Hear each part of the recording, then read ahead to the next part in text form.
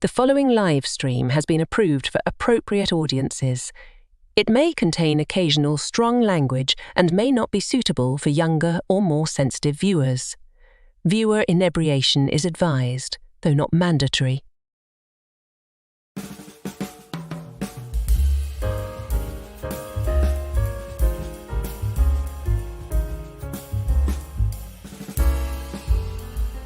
Good evening, happy Friday, and welcome back to Last Call, where when the alcohol goes in, the stress of the week must go somewhere else. And tonight, thanks to a suggestion by our resident chief bouncer and Last Call partner, Netter of Netter's Network, we're going to be talking about alcohol, spirits, cocktails, and other such adult libations. It seems absurd we haven't focused on this topic before, but here we are. So more than ever, top off your glasses, tell me what you're sipping on in the chat, and get comfortable as we talk libations until last call. Coming right up.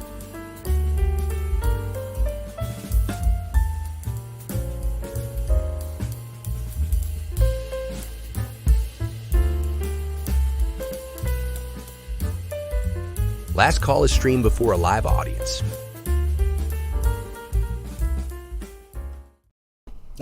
Salud, welcome. Glad to see all of you, boy. Yeah, even if it had been a brutal week, I'm just glad to get together with all my friends, including first up tonight, FKHC 2005, sometimes known as Tim. Time to drink, it absolutely is. So glad you are here. And he is suggesting a Three Stooges watch party, maybe a regular thing. I got to figure out when I can squeeze that into my schedule, but maybe something like that. You know, Three Stooges, Marx Brothers, some of that kind of stuff. Maybe not a bad idea. I can see that Mark Malnikoff is up for that. Nyuk. Certainly. Welcome, my friend. Kapla. And, of course, Curtis Selby. You're a tired blogger, and you're raiding my stream, and I absolutely appreciate it. You are one of the best.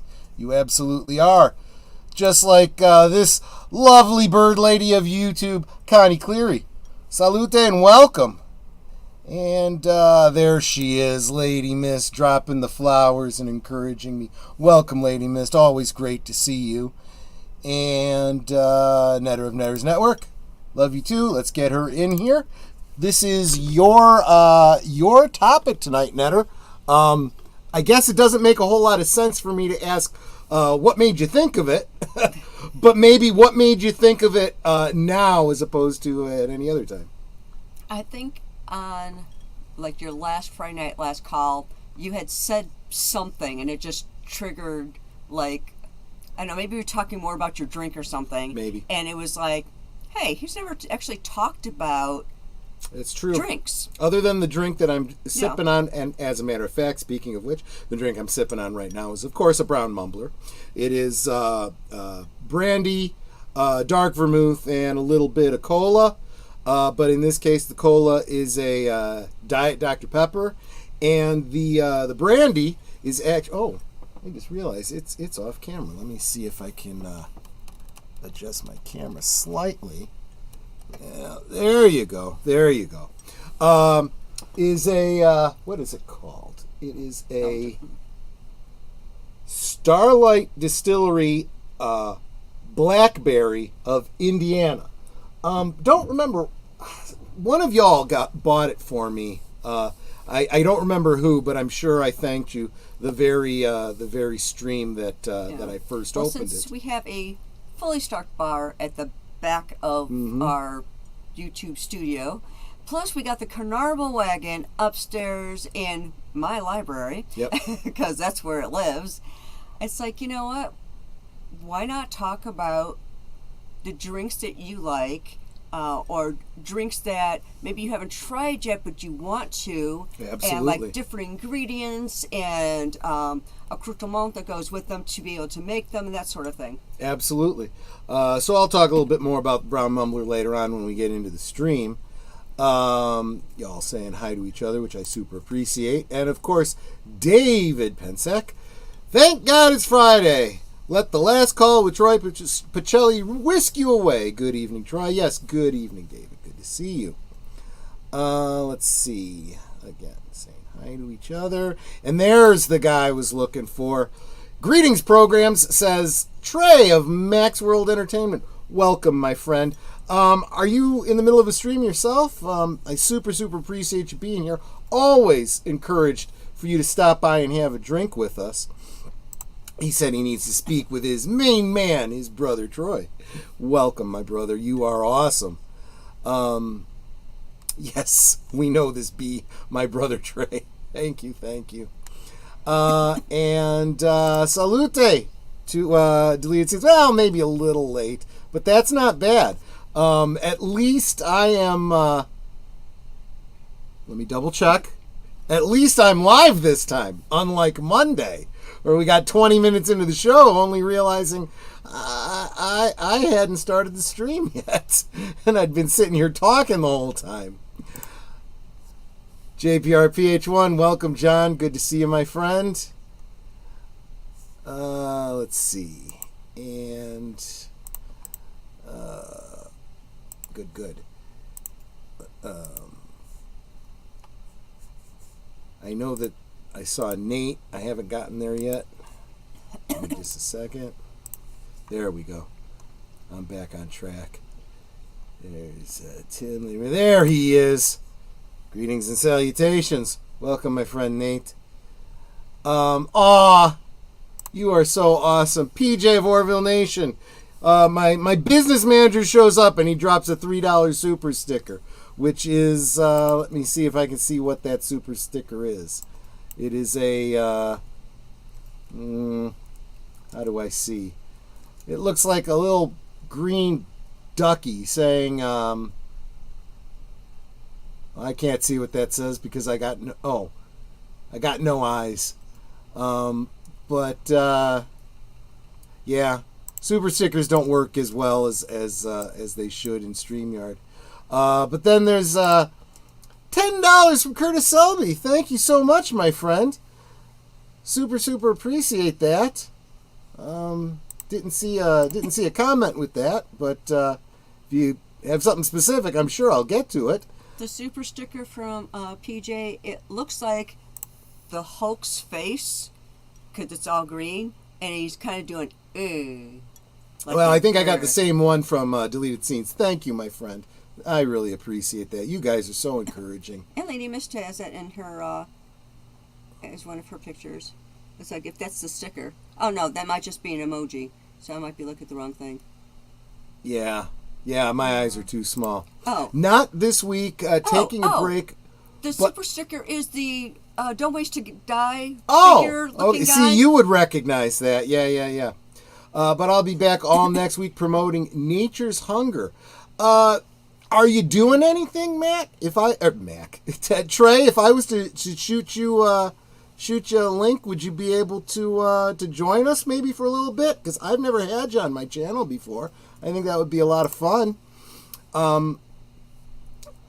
You're in some of those films. Good. I'm glad to see you're directly participating in these fan films.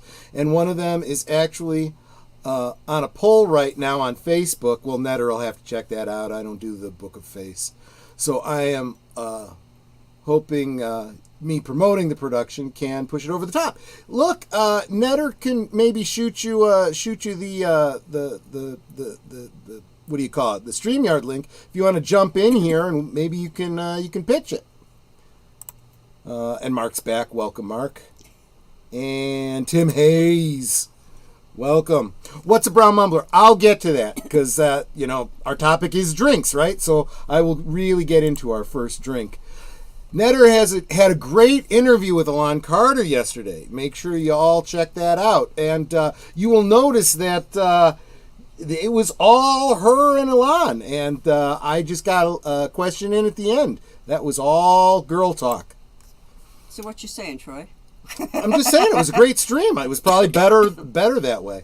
How dry I am. It's plain to see just why I am. No alcohol in my highball. and that is why I am so dry. Aged Boomer, how you doing, my friend, and what exactly are you sipping on, if not alcohol? I have an unsweet tea because I am on a diet, so cheat day is Monday. Artificial sweeteners are a thing too, This is an unsweet iced tea. It's not a diet iced tea, it's an unsweet iced tea. Okay, I do allow myself one soda a day, though, and I tried earlier, I was going to do this on stream, but I decided to try it earlier. It was a Sprite Chill with cherry. It was a little weird. It's a new variation on Sprite. Fair enough. So speaking of cherry, right? So a brown Mumbler is basically a very dark Manhattan, very, very strong. So it's this blackberry flavored brandy. It's really any kind of brandy or whiskey. Dark vermouth, in this case, Coca Americano, which is just off camera. Let me move these over slightly. Coca Americano, dark, and a little splash of Diet Dr. Pepper. And floating on the top right there is 2 drunken cherries. Drunken cherries are cherries that have been essentially pickled in whiskey. Well, I figured they were bar hopping, and that's why they're drunk. Well, there's that. I keep them in the freezer, just cause you don't have to. It's shelf stable because it's just sitting in whiskey. But then they're cold. They're nice and cold. Very cold. Yeah. Which helps keep your drink cold. And normally I don't use ice, but my brandy was warm, so I'm using ice tonight. Don't anyone tell Michael French. He'll give me guff about that. But I almost never do that, so I think I'm entitled once in a while. Samuel Proctor, welcome, my friend. It's good to see you. And let's get started. Is that a song, Aged Boomer? Yes, it is, but I didn't know if you wanted to sing it because I know you are now monetized. So, but is that the old nobody knows how dry I am? That's the one. Nobody knows. It would show up in Donald Duck cartoons, oddly enough. Yeah. If you were a cartoon kid, you knew that song. I knew you learned a lot of great, oldies. Boomer, pre-Boomer, Greatest Generation this is like World War II references. generation. Yeah, Greatest Generation references from those cartoons. It's also where most of us learned the opera, right? The Marriage of Figaro and the Barber of Seville and everything of What's and Nots. Absolutely. But yeah. We sold our cow. We sold our cow. We have no need for your bow now. There you go. There we go. That might be more of the lyrics. I don't know. I actually watch. Oh, you actually watched Looking Italian last night. If anybody has a physical copy, it would be great for a watch party. Okay. There you go. Yes, Monday night, maybe. He's referring to a film with Matt LeBlanc and Elan Carter from back 1990, something like that, 91. No, maybe it was later than that. Maybe it was like 93. But yeah. Speaking of singing, and of course the struggles we go through with the YouTube overlords. I just recently figured out, because I was kind of at the mercy of 94. Thank you very much, Deleted Scenes. I think Elan appeared in Playboy in 93, and then she did that film in 94 with Matt LeBlanc, where apparently she gets shot. Yikes. Like a lot. But, Italian, Oh my goodness. But, if you're an actor, you wanna be able to say, hey, I had a good death scene. That was what the plot of that movie FX was, right? They went to a Hollywood effects artist. We want to make it seem like this mob boss that's like in the going to be in the witness protection program gets shot up. They're trying to fake a mob hit. so the mob thinks he's dead. Do you understand? Which, in a way, is kind of like the denouement of the trick ending, so to speak, of The Sting. That's one we absolutely need I've to never do a seen watch it. party of. Oh, well, I just gave away the trick ending, you know. Why'd but you I do mean, that to me, man? that's kind of like telling the ending of Planet of the Kong Apes. or It's Planet like of the Apes. if you don't already know the ending of you know, even if you haven't seen it, come on, this is a pop cultural reference. Everyone knows how whether you saw it or not, how Old Yeller ends. They know how. No. Don't Yeah, bring that up. see, you know Got how a the dry Sting eye in ended. the house. You know how Butch Cassidy and the Sundance Kid ends. Thelma and Louise, which is basically just ripping off Butch Cassidy and the Sundance Kid. You know, but Shane. yeah, Shane. There's another one. Right. I love this bit of trivia from Mark. Highball, a type of railroad signal. Colored ball, when raised fully, meant just that. Clear to proceed through a junction. The drink took the name from that. Yeah, and you got to think the history of cocktails is absolutely brilliant. There's always a great story, and it just makes perfect sense. You know, when you find out, it had to do with, you know, the steel workers, or it had to do with railway workers, or miners out west, or whatever. You know. Do you know what one of the most popular drinks in California mining towns was? What? You won't believe it. Champagne. Champagne? Yeah, champagne was real big in the West. Yeah, they'd have it shipped in and literally for celebrating, hey, I found some gold. I'm buying some champagne. I didn't know. Yeah, because I mean, if there was the gold rush and they bought some, some gold into town, they struck it rich. Yeah. And then, of course, champagne. And honestly, though, champagne was a very common, much more common drink than you think. It was not uncommon to go into a bar and say, I'll take a glass of champagne. They usually had a bottle already opened, and it was done before it went flat, and then they'd open another one when someone called for it. Samuel's got some news. Just put in my first roll of film to be developed. I'm getting into film photography. Oh, wow. Nice. Let me tell you, so I got a little bit of a film story too. So Netter and I, we've told you guys this. Trey, seriously, let Netter know if you want in. We'd love to get you in here. You have a drink with us, and you tell us about your fan film that you're appearing in. Netter and I used to do Victorian steampunk, you know, all that kind of stuff. And we would, if a museum was doing a Victorian thing and they needed, you know, people, we'd be there for it. We would, you know, just for fun, do all the steampunk stuff and whatnot. And there was one convention we went to where a guy was doing tintypes.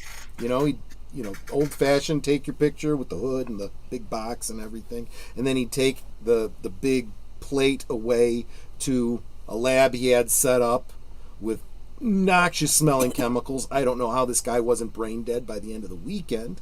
And he would hand us this literal piece of metal with a black and white picture on it of me and Netter in our Victorian garb. And honest to goodness, it looks like a real old-fashioned picture you'd see in a museum. It was brilliant.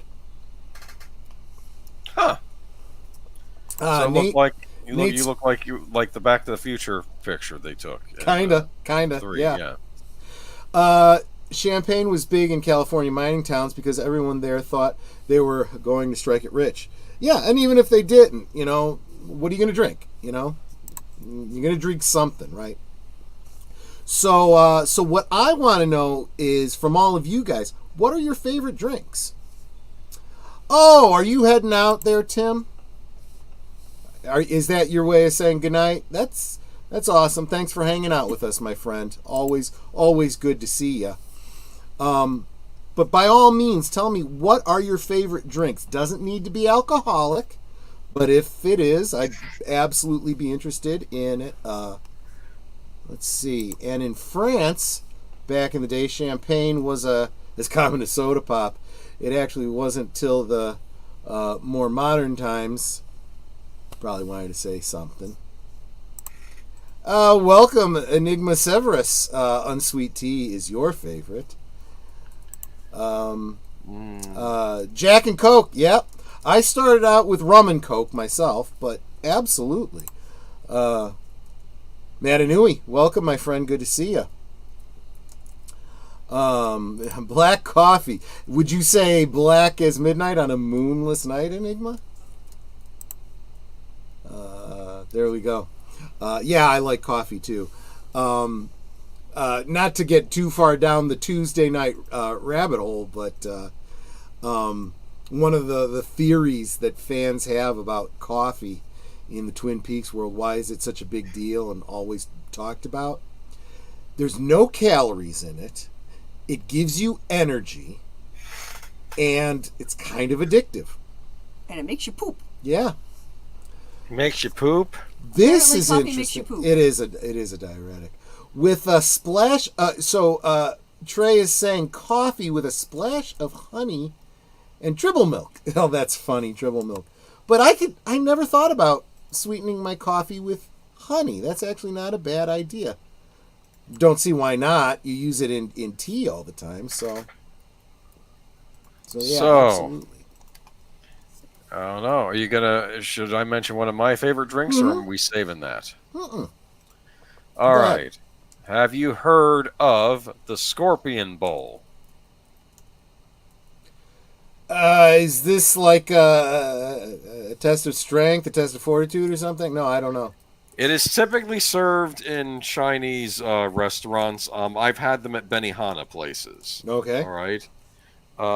If I'm going by Wikipedia, a Scorpion Bowl is a communally shared alcoholic tiki drink served in a large ceramic bowl, traditionally decorated with Wahine or Hula Girl Island scenes and meant to be drunk through long straws.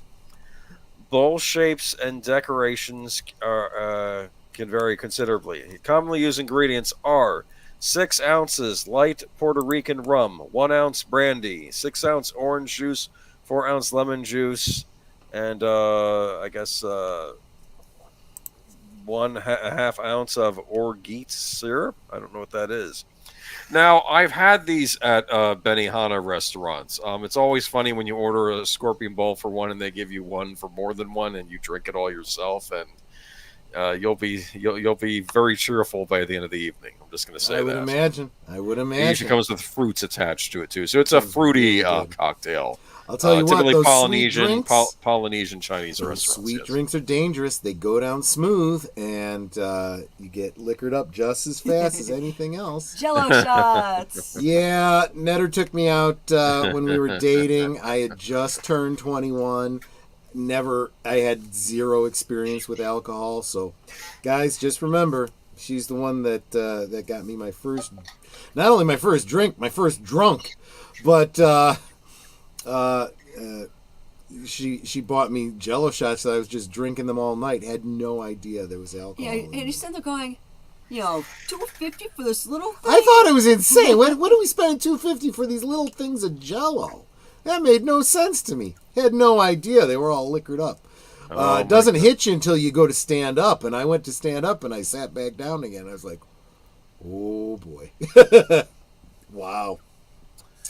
Nate says that Amish root beer tastes nothing like A&W or any other corporate root beer. If you haven't had it, you need to try it. Yeah. Let me tell you something about sodas, soft drinks in the United States. First, they're all sweetened with high fructose corn syrup. That alone changes the taste, and not in a good way. I'm not going to get into the science of it, but there's these pressures and chemicals and stuff. High fructose corn syrup is not good for you. You can say calories are calories, but that's not true. That is not true. Calories you get from high fructose corn syrup and calories you get from sugar, even if they are the same number of calories, you metabolize them differently. And honestly, these artificial foods that the government's pumping into us, high fructose corn syrup, trans fats, seed oils, all these things that in other countries are banned and illegal. That's why we are the way we are. But be that as it may, there's something else that's in Amish root beer that is not in like A&W or any of the corporate root beers, and that's sassafras. What? The actual root of sassafras is Watch where your the mouth.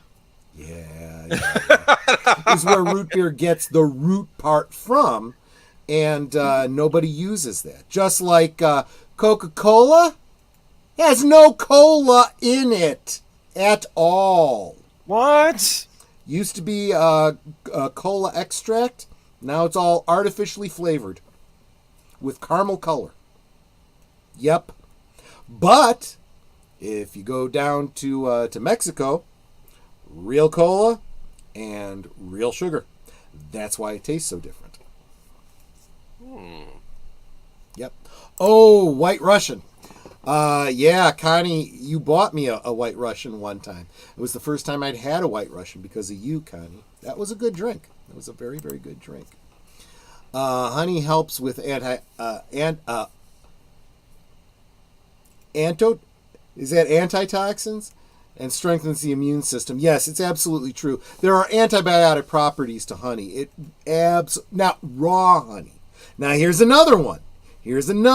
Living in the United States, fake foods. You got to make sure that not only is it real honey and not flavored high fructose corn syrup.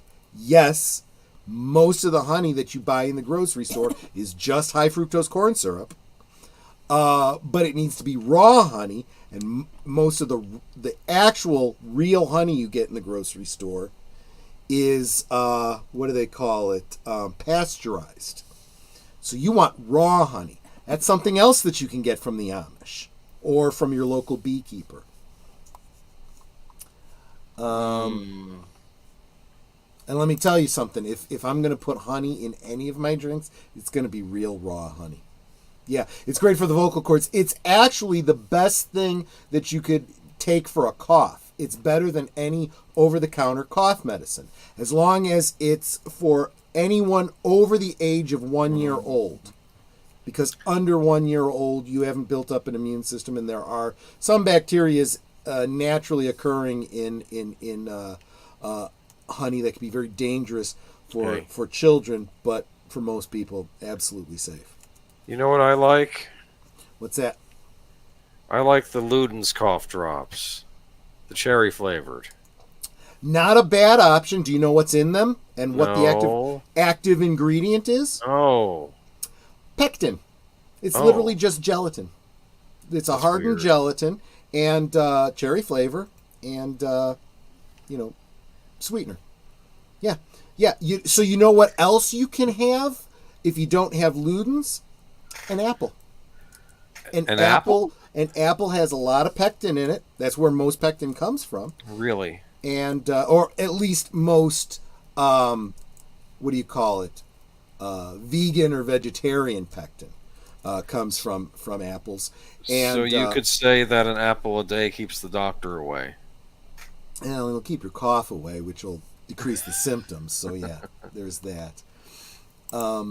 Let's see. I don't know what my favorite is. The first thing that pops to mind is In-N-Out chocolate milkshake. Okay, we don't have an In-N-Out near us. That's a West Coast thing. But I'm sure it's probably pretty good. I like chocolate milkshakes. Chick-fil-A has pretty good milkshakes. Chick-fil-A does. Yeah. Chick-fil-A does. Absolutely true. Five Guys has good shakes too. That's another one we don't have by us. You know, Five Guys? Oh no. Okay, so Trey is thinking about popping in if he can get to his studio PC. So, Trey, I left you a Facebook private message under your name because for whatever reason I can't find Maxwell Entertainment on Facebook. So I sent you a private message on Facebook under your name. So the link is there. And Trey said, so being a Texas guy, you should think that I'm a hard-ass alcohol man. Sadly, this is so far from the truth. I am the cheapest date you will ever find. That's fair. That's fair. 1 6-pack and I'm down for the count. Yeah. Then I did the smart thing and I looked at his links, and now I found Max World Entertainment. I'm going to fill you guys in. Samuel's not wrong. There used to be cocaine in cola. And it's true that there is trace quantities of cocaine in coca beans. However, yes. However, most people don't realize that the cocaine that was in cola, Coca-Cola from the beginning, wasn't really derived from the coca beans. It was added.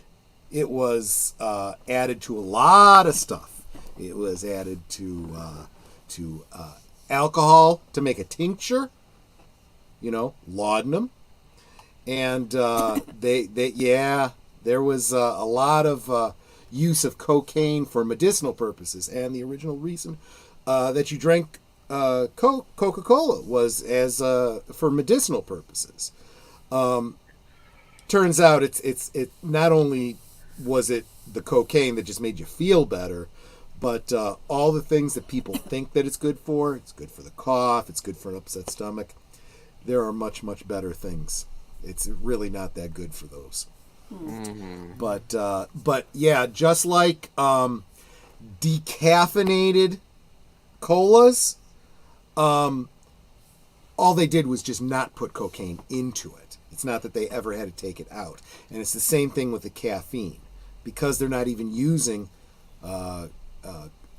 cola beans anymore, they add caffeine to your regular Coke, and they just don't put it into the so-called decaffeinated.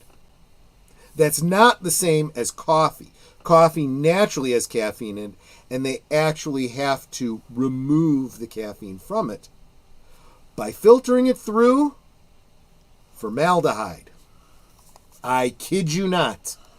I would rather have a stroke than have decaffeinated coffee. Talk about the devil's brew, but yeah. Did you know that what? That's how they decaffeinate coffee, is by filtering through formaldehyde, which leaves traces of formaldehyde in your decaffeinated coffee? Oh, wow. I didn't realize that. That's a little hard. Yes, I am allergic to formaldehyde. I found that out when I was in high school. And it's good for corpses. I got these horrible headaches. And I also used to get horrible headaches whenever I would have decaffeinated coffee. And I thought, well, it's because I'm addicted to caffeine. I'm going through caffeine withdrawal. The doctor said, no, if you're having that strong a reaction to the formaldehyde in your biology class, then it's entirely possible that when you drink decaffeinated coffee, there's enough formaldehyde to give you a headache. Stay away from that stuff. Okay. Not that anyone is, being allergic to something that's poisonous to begin with, nobody should be imbibing, formaldehyde at all, to be honest with you. Dang it, now I really need to clear a path to the PC. Notice found me on Facebook. Yes, I did find it. And how you tell the difference between real honey and fake honey. Real honey doesn't expire. That's true. It is absolutely shelf stable. What will happen with natural honey is it will crystallize. And then all you have to do is warm it up in a double boiler, or put the bottle into boiling water. However, make sure you're getting it in a glass container and not a plastic container. Because if you have it in a plastic container, those BHPs will leach into your honey, which is not good. Among other things, it makes men grow breasts, which is probably a plus for some people, I suppose. Oh, no. Yep, honey has helped him a lot with bad coughs. I totally understand that. My honey is 100% all organic, comes from a farm right here in Texas. I know the farmer personally from his bee farm, the best in the state. Wow. Trey, I am curious. Do you know specifically what kind of honey he's cultivating? For example, is it clover? Is it something else? My understanding is there's slightly different flavors. And I mean, I'm being really pedantic here, kind of like, wine. People drink wine from different vineyards and they say that it tastes a little bit different. I'm just curious. First time I ever heard someone actually liking a cough drop. Well, try the Ludens. They have no menthol in them. They're just a cherry candy is what they really are. A lot of people will just eat them as candy, to be honest. Go through half a gallon a week just for my coffee. Yeah, it's not a bad thing. I mean, if you're going to get something sweet and some sugar, that's probably the healthiest way to do it. But then again, I drink a lot of coffee. Well, yeah, there you go. Oh yeah, you guys are talking and working things out. That's because I got rid of it in early 2003. Okay, you guys are still talking about the computer and all the what's nots. If I ever drank any alcohol, it'd probably be done after a sip that hasn't been ingested in my direct family line for 7 generations. Okay, fair enough. Back in the 70s, Aged Boomer might remember this, about around here, RC Cola, that's Royal Crown Cola, had enough cocaine in it that if you drank a 6-pack, people were getting high. They made them pull it and reformulate it. Boo! It's fine. And am I missing someone? Mariko Tamaki has entered the stream? I didn't see that name either, so unless it's... Oh no, it must be a reference to something? Yep, it will crystallize. Just heat it up with warm water, but do not put the jar in a pot of boiling water. Otherwise, it will destroy... Yeah, okay, you're right. I did misspeak. Because that is exactly what pasteurizing is. And that's exactly what you don't want to do. You don't want to kill the natural probiotics that are in it.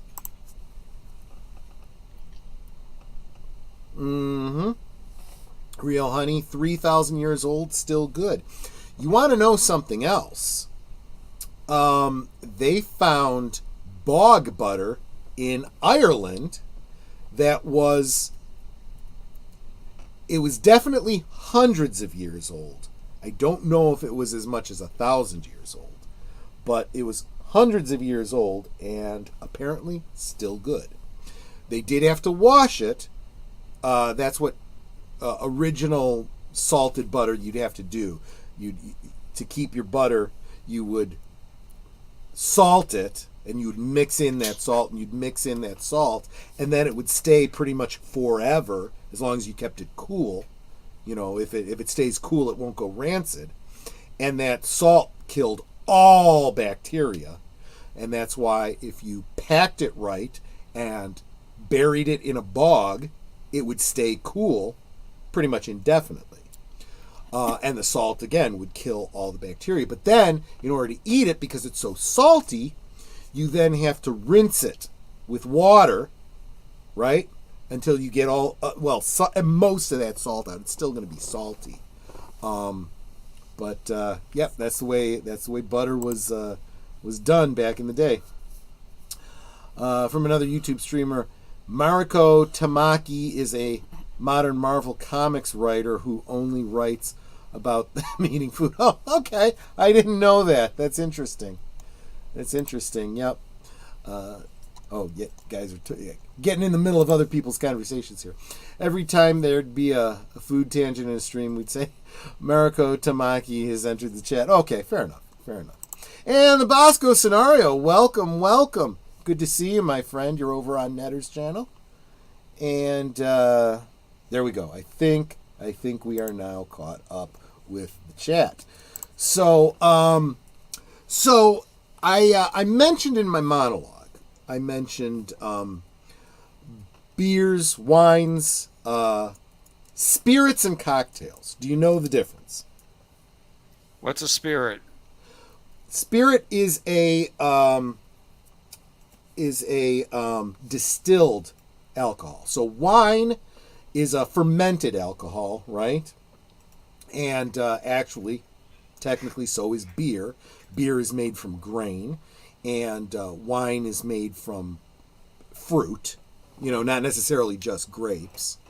But if you then take anything that you can make alcohol from and distill out the alcohol, so it's something a little bit more pure, that's a spirit.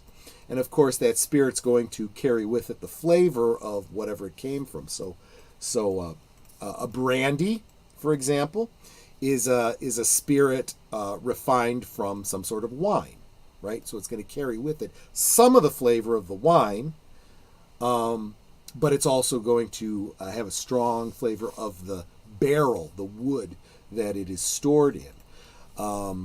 And the same thing with whiskey. Whiskey is usually made with a rye or some other kind of grain. The alcohol is distilled out and stored in barrels, and of course, it takes on the flavor of the barrel. And usually, your spirits are going to be much, much higher in proof, higher in alcohol content per drink. And of course, a cocktail then takes those spirits and mixes them with other things, and it could be just about anything, right? It could be a rum and coke. It could be a brown mumbler. It could be what's that thing that the girls like for breakfast? The champagne and orange juice. Mimosa. Mimosas. Right, exactly. Cocktail, right? So, although that's not a spirit, that's a wine mixed with a fruit juice. I'll go off on another tangent there. Orange juice. Think that's healthy? Think that's good for you? Yeah. Not if you're buying it in a grocery store. Why not? Well, here's what happens with orange juice. Have you ever had orange juice you live in Florida. I'm sure you've had freshly squeezed orange juice, right? Okay. Yes. Have you ever compared that to what you get in the grocery store? Well, not side by side at the same time. Yeah, give it a try sometime. It's very, very, very different. The reason it's different is because that flavor you get from fresh orange juice, it goes away very quickly. And if you freeze it or store it for any length of time, it becomes flavorless. So all that flavor and a lot of the color that's in the orange juice that you buy in the grocery store, it's all artificial with a lot of sugar added. Yeah, that's why I don't buy orange juice anymore. I only if I'm gonna have orange juice, I'll just buy some oranges and juice them myself. And yes, it's a lot of work, and you don't get a lot of juice out of it. It is a premium commodity, and if it's not worth the effort, then don't friggin' do it. That's how I feel about it. Welcome, Stardate Trivia. Captain's Log, Stardate 202428.06. Attempting to make contact with the USS Last Call. Captained by Troy, his number one netter, and his chief engineer, Aged Boomer. Permission to come aboard. Always granted. Stardate Trivia, always good to have you here. There will be a stream in the not too distant future that will also be an alcohol stream, but it'll be all Star Trek drinks. Star Trek? Absolutely. Starting with a taste test of two different kinds of Romulan ale. And I want to say hello to Sashi. I was just getting there. I see it's a non-halal stream today, I suppose. I suppose that is the case. Yes, because if you are Muslim in faith, you will abstain from alcohol. Which sometimes religion and doctrines are not, it's not good to look at them under too tight a microscope, because you start to go, technically, any time you ingest any kind of sugar, it turns to some trace quantity of alcohol in your system. So how much is too much and how much is, you can scramble your brain going that way, saying hi to each other. Good to see you guys. You guys are awesome. So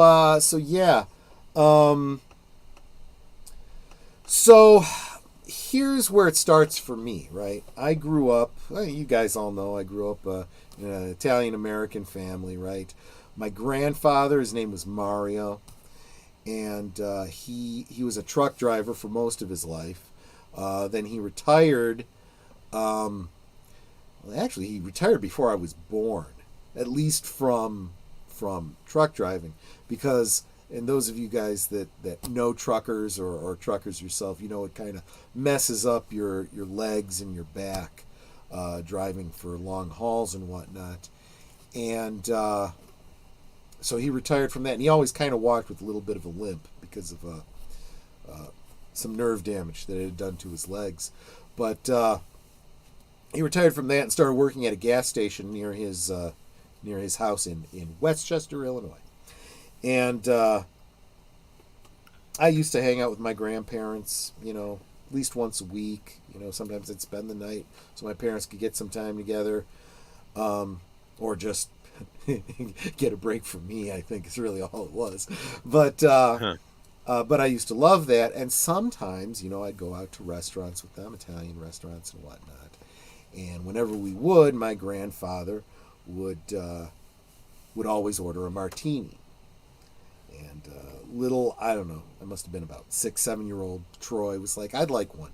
No, you can't have a martini. And they would buy me a Shirley Temple, right? Shirley Temple, the kitty cocktail, right? Which, by the way, actually a pretty good drink. I mean, it's tasty as like soft drinks go, Technically, it's a cocktail, right? No alcohol, no spirits in it, but it's a mixture of drinks, to drink socially. But I always wanted a martini. So one of my first drinks when I could go out and order a drink was a gin martini, just the way my grandfather had it. And was it as good as you thought it might be? It wasn't the best martini I've had since, but it wasn't bad. It was okay. It was pretty good. I mean, there are certain drinks that just sound really good. Yeah. And then you have it, it's like, ugh.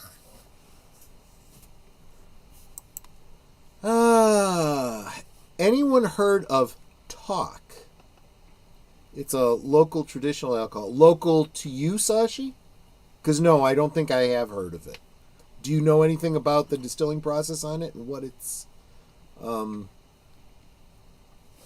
anything about it? I don't know much about it myself, but I was just checking to make sure that Rumble was live. I was having trouble with that last time. Well, the reason I was having trouble was because I hadn't gone live, and I couldn't understand why Rumble wasn't coming up with the stream. And it was Deleted Scenes who said, you started the movie. What about the stream? I was like, oops. Yeah. And I wasn't even drinking on Monday. That's just how professional I am. But so martini became the big thing. And as I read more about martinis, you find out what the difference is between gin and vodka, and why one would have a gin martini as opposed to a vodka martini. Vodka martini makes very little sense to me. I still think that whole Vesper Martini doesn't make a lick of sense the way it's described in Casino Royale. It just doesn't. I mean, and we did the taste test here on stream. Yeah, didn't you like it? I did not care for it. It is. I'll drink it if that's what you give me, but no. Real quick, let me bring in a very, very special guest, Trey of Max World Entertainment. Trey, how you doing, my friend? And what was it again you said you were sipping on tonight? Greetings, programs. Trey here with Max World Entertainment, and guess what, Corgi Butt? How's everyone doing tonight? Boy, I tell you what, I'm so excited to be here with Last Call. With first time, I think. I think it's the first time we're on together. He's been on your Friday stream before. Oh, yeah, I must have been really drunk, though, so I don't know. Okay. See, now I need to get Boomer Trey knows. over on Thursday Things as a guest. There you go.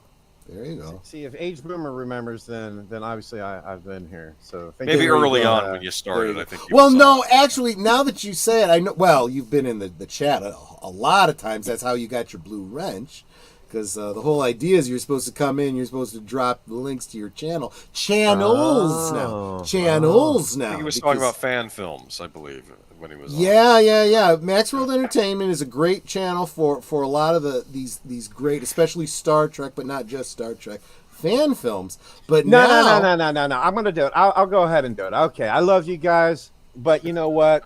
We're drinking with Troy Pacelli and Netters Network, so let me go ahead and I'll do it. You know, right now, in this world, any of us, the 19 people that are watching, the 4 people up here on the channel, any of us can go anywhere and we can find hate. We can find that thing that we could just bash the hell out of. And I'm not about that. I'm about, over at Max World Entertainment, I'm all about promote what you love. Yes. Instead of bashing what you hate. Like my mom always says, and I want everyone to think about this. Everyone. I don't care how corny I sound. I don't care if you blow me off. I don't give a rat's ass about he doesn't any care of that. that I say it all the time and reference him when I do. This is what I'm gonna tell you. And this is what my mom says. And she's still alive to this day. God bless her heart. I'm going to see her tomorrow when I go out to the farmer's market to get another half gallon of organic honey. And that is, now think about this. And this is so miraculous. This one thought, this one message, it's amazing, because it doesn't matter who the person you were up until this moment. Because in a world where you can be anything at all, just be kind. Yeah. It doesn't cost you anything, and I guarantee you the person next to you might actually benefit from it. So those are my messages to you. That is what I'm about over at Max World Entertainment. You know, right now there is so much toxicity in the fandom, and you can go to any fandom. It doesn't matter what fandom it is. It's any pop culture, and you are going to find people that want to troll just to troll, that will hate just to hate, and there's no call for that. There's no need for that. I have been involved with over a half a dozen film productions. It doesn't matter if they're independent. It doesn't matter if they're a fan film. It doesn't matter if they're mainstream or not. Okay, what matters most is that these people put their hearts out there.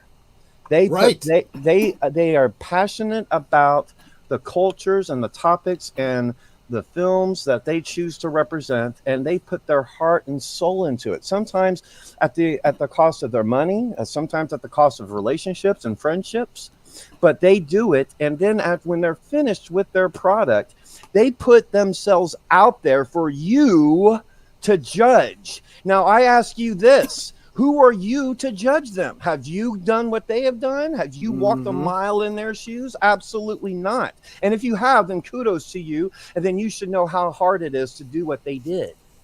So what I do is I I am all about promoting the little guy. I'm all about promoting the underdog. I'm all about trying to remove that toxicity, because I can tell you right now, the moment my live stream ends, you'll just go somewhere else and you'll find that hate that you've been searching for.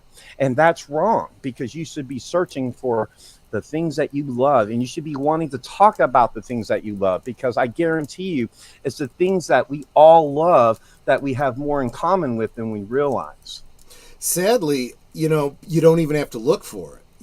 If you just let YouTube take you to the next video, or just click on any This random is true. video, it's going to be pretty negative. Probably. And I know I'm up here on a soapbox right now, and this, that, and the other, and I apologize, but no one, I feel like, really truly knows who I am. I know Troy talks about me sometimes. I know Netters talks about me sometimes, and that is just a testament to the amazing people that they are, to the good-natured souls that they have within their bodies, that these people would want to show me, an absolutely nobody on this platform, any kind of respect or love. So, thank you to them, of course, for always, like, waving my flag. But since this is my first time, Troy and I I'm remembering, right? Troy and I are just going to ride with that. You know what I mean? We're just going to. No, that's fair. That's fair. I think I know the answer to this, but I will post the question. Nate is asking how many kids you have, because you talk like a dad. Oh, well, I don't know if that is good or if that is bad. He means it as a compliment. I know Nate. But sadly, for whatever reason, the good Lord did not think that, or seem fit that I would be a good father. So sadly, I have none. I have no children on this planet. Dude, you and me both. Let me tell you. I mean, I just my dogs are my kids. No, absolutely, my dogs are my kids. Like 100%. It's funny. I found myself at a point in my life where the only friend I had was my dog, and my best friend. He saw me marry my other best friend, that I've been with, happily now with for 20 plus years, 22 that she likes to remind me of. Congrats. Well, thank you. But no, I do not have any children. My pets are my children. That's why I highly encourage each and every single one of you, if you love dogs, then please check out my other channel. Guess what? Corgi Butt. And I promise you might find a short video that might make you smile. Let me tell you something. There are a lot of channels that have, the shorts and whatnot, and you just watch all the shorts of their pets and whatnot. And they're great channels. Nothing against them, but that's what I love about Guess What? Corgi Butt. It is a great channel. And corgi, corgis, Everyone likes corgis. In fact, I'm not entirely certain. This isn't a corgi, right? This is. No. Anyone know what kind of dog this is? No. That's a. What is that? It's not a. It's not a King James. It's a. It's not a Shih Tzu. It's I've seen them at the dog shows. I can't think of the name though. Yeah. Yeah, it's got one of those sheepdog. I have to look up the.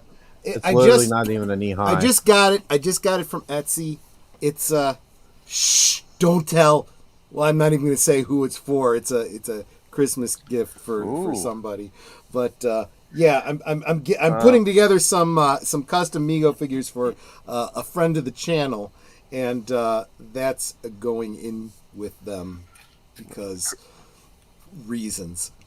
After Christmas, I'll tell you guys all about it. Corgi is a Welsh breed, right? Yes. Yes, and yes, it is. Popularized by Cowboy Bebop, the anime series. Absolutely. Yep. We have. I thought they were popularized by the royal family, but okay. Well, maybe that too. Okay. Exactly. Yeah. Yeah. Some people know. Some people know the Queen's dogs. Of course, she was a huge Corgi fan. Of course, me. I'm age boomer. I'm going to tell you right now. You just literally won me and my wife over. We are huge Cowboy Bebop fans, and and we have two of them. We have a tricolor a little black and brown and white corgi. Her name's Freya. She's my little black bear. And then Loki, we got Loki we got Loki on my birthday in 2023, and he was 8 weeks old at the time. So hold on a second. Cool. So, oh, absolutely, Curtis. I don't know what you know what I just did, Curtis. I don't know what channel you want, but I should have made you a moderator a long time ago. Just gave you a blue wrench. You should now be able to right click on any of the comments that Trey has put in, and that will take you to Max World Entertainment, so you can subscribe to that. And Trey, do you have Corgi Butt linked? I'm dropping links right now. Okay. Yeah. I was, since you're here, I'm going to put you on the spot. Who, me? Yeah. Because I hope he's bro. here. It's time, bro. It's long past due. It's time you and I get our asses together. It's time we start collaborating. It's time we start doing it. I'm all for that. We've just been lazy. We've just been lazy. I know. And then we go off and we literally just fuck around and do our own shit. Hold on. Here is my. I know you can't talk and type at the same time. I can't do shit. I can't do shit. Right. I'm the same damn way. Yeah. Okay. Here's my corgi channel. All right. But it's time, right? I mean, and this is what I'm talking about. Mm-hmm. While I had this beautiful avatar as my picture, that's what I looked like when they had me do my stand. That was what you looked like before color. Yeah, exactly. That was absolutely. No, this was my Stan Lee moment when one of my comics got turned into a live action film, and they were like, "Hey, you're here on set. Let's throw you in the wardrobe," and they threw me in the wardrobe and threw me into a costume, and I had my little Stan Lee moment because do a drop. What was the name of the film? The name of the film was titled Interlude. Yep, and I have a link to that as well. I actually have the link to all the films that I'm in at the bottom of my. Was that connected to that big fan film project? That big one that got a lot of press. So what Troy already knows about. I'm not bringing things up because I don't know what you want and don't want brought. Yeah. No, I appreciate it. So what Troy's trying to is alluding to is I used to be a part of a fan film production called Axonar. Right. And I am the guy that made the comics and all that. Good stuff too. Thank you. What I did not know at the time was how toxic, we talked about that word earlier in the live stream already, how toxic the showrunner truly was, and how bad he really was. And a lot of us that are even like really big fans of what he's done are saying the same thing. Well, I mean, being a fan. Mark Malnikoff, are you still in the chat here, man? Okay, are you hearing this? Real quickly, and I need to point this out because I think it's important. Please, being a fan and looking at the Axonar situation from the outside is one thing.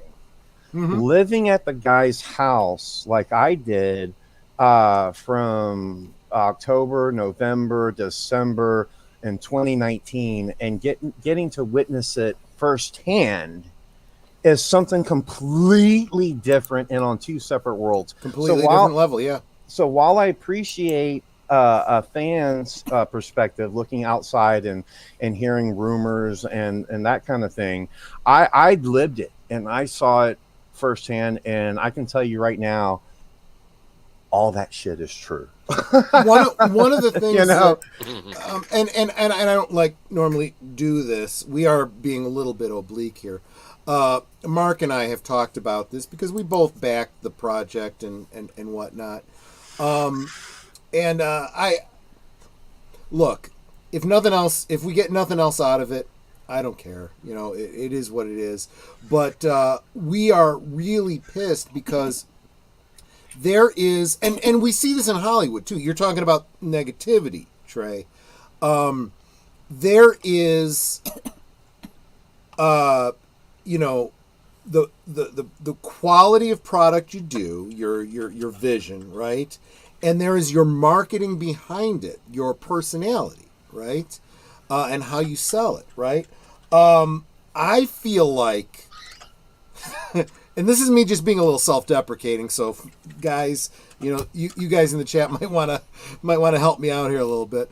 But I feel like I don't really understand what the draw of my channel is. Why would anyone care to come to my channel to hear me talk about, you know, bullshit? Now, but I can answer that real quick if you want. Give me a second. Let me just finish this thought, and then I'd love to hear your take on it. But at the same time, I do feel like I connect with my audience on a very personal level. So I think there's a lot of forgiveness. If I do a stream it just kind of sucks. You know, I think everyone's kind of forgiving. It's Troy just got a little too drunk this week, you know, whatever. And they're forgiving. There's a balancing act, right? I feel like the person that we're talking about here, Trey, you know, he did a great job of his vision and what he wanted to do. But the interpersonal with the people and so forth, not so much. What he did in 2014. Real quick, Netter, can I get some more of that ice that I asked you to put away for me, please? Thanks. What he did in 2014 was phenomenal. And Yeah. The only way he could do it. Are we talking about the prelude? Yes. And the only way he was guys. Guys. And the fact is, they probably Daddy's stopped on the phone right here. Is that enough? You want more? No, that's fine. Thanks. Sorry. What he did in 2014 was phenomenal, and the only way that he was able to do that was by surrounding himself with the people to pull it off, and then stepping away and allowing them to do it. And that is the truth. Yep, and that is normally a sign of good leadership, right? There was the problem came when his head got bigger than the Titanic, and then it was punctured by that iceberg called ego, and everything else, because you know. But we're not going to get. That's really not a topic I really want to get hardcore into, just because we could spend the next hour talking about it and talking about being positive and everything. We probably don't want to go down that rabbit hole, but it is worth talking about, because if nothing is as a negative testimony, right? What not to do, right? Because so many of the people that were fans of what he was doing, this could be a whole stream, really. That's what I just said. Absolutely. I don't know how comfortable you'd feel about doing that. I'd love to do it sometime, but if you don't feel comfortable doing it, I wouldn't pressure you to do that.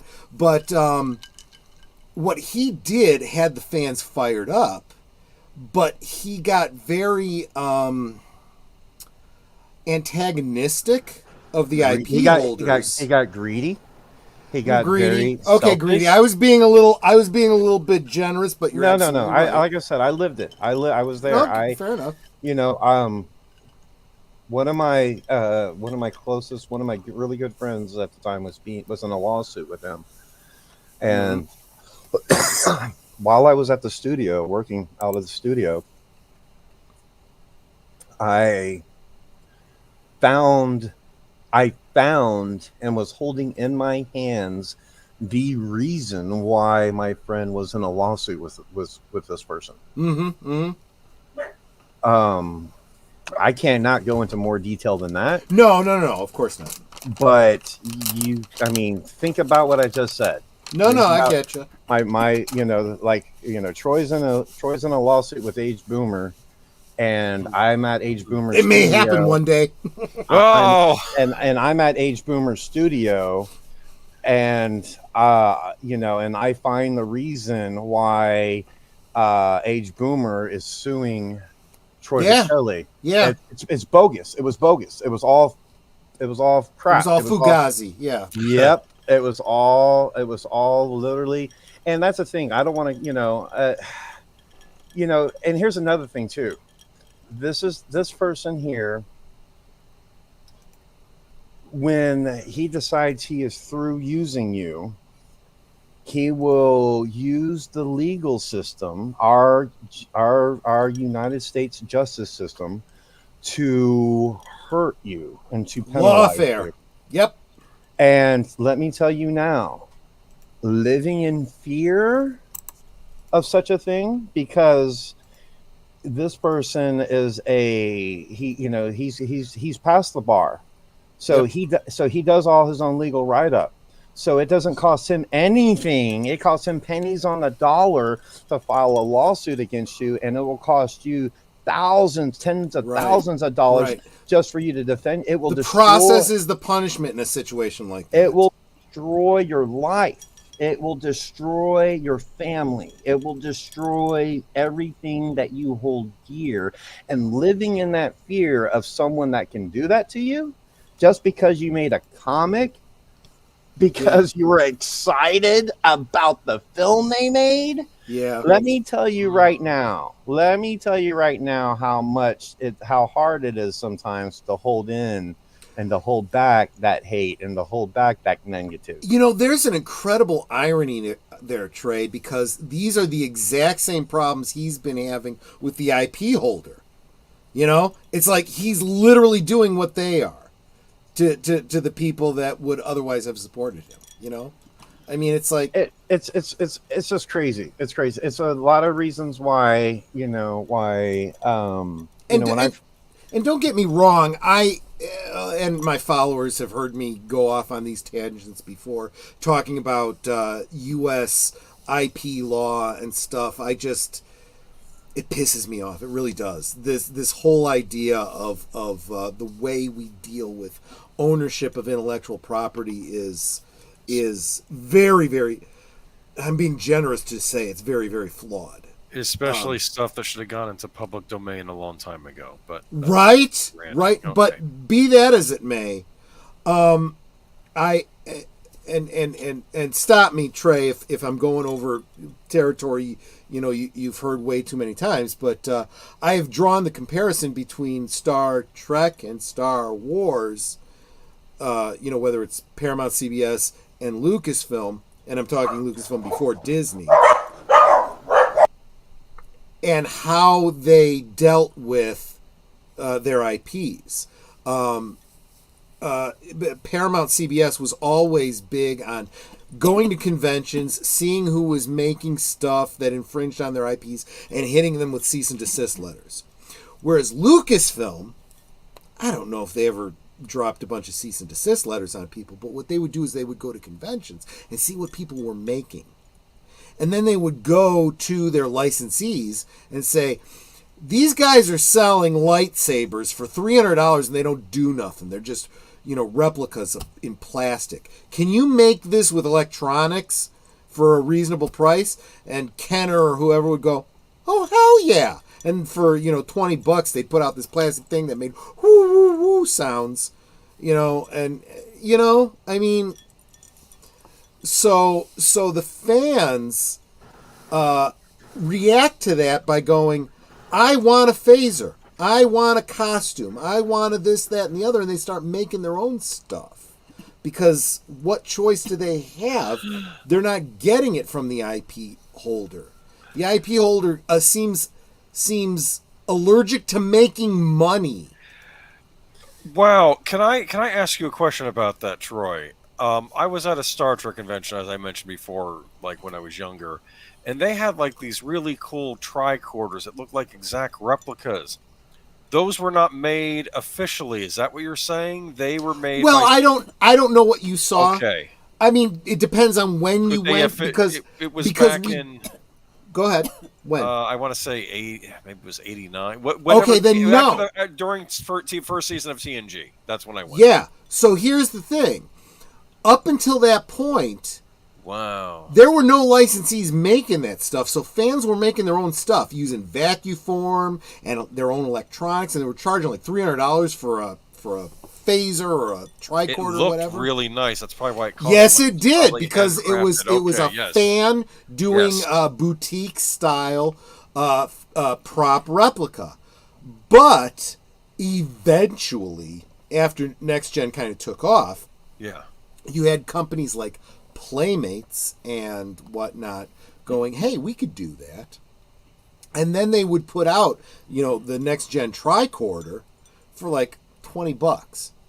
Well, what are you going to do? You spend $300 on that boutique thing at a convention, so-called bootleg, or are you going to spend $20 on the Playmate and call it a day? And then what a lot of fans would do, they'd buy that Playmate tricorder, and then they'd like drill into it, and they'd add lights and stuff to it to make it even better, But as it was every bit as good or better than what they were already getting at the convention. Why? I'm gonna try to do something. I'm gonna be right back. Okay, no, fair enough. But that's what I'm talking about, man. It's like the fans. When we say the fans are doing the best work, they're doing it out of necessity sometimes because they don't get the stuff that they want, right? Look at the costumes. The cosplayers are doing incredible work, making friggin' Iron Man frickin' armor, right? Out of foam and stuff, right?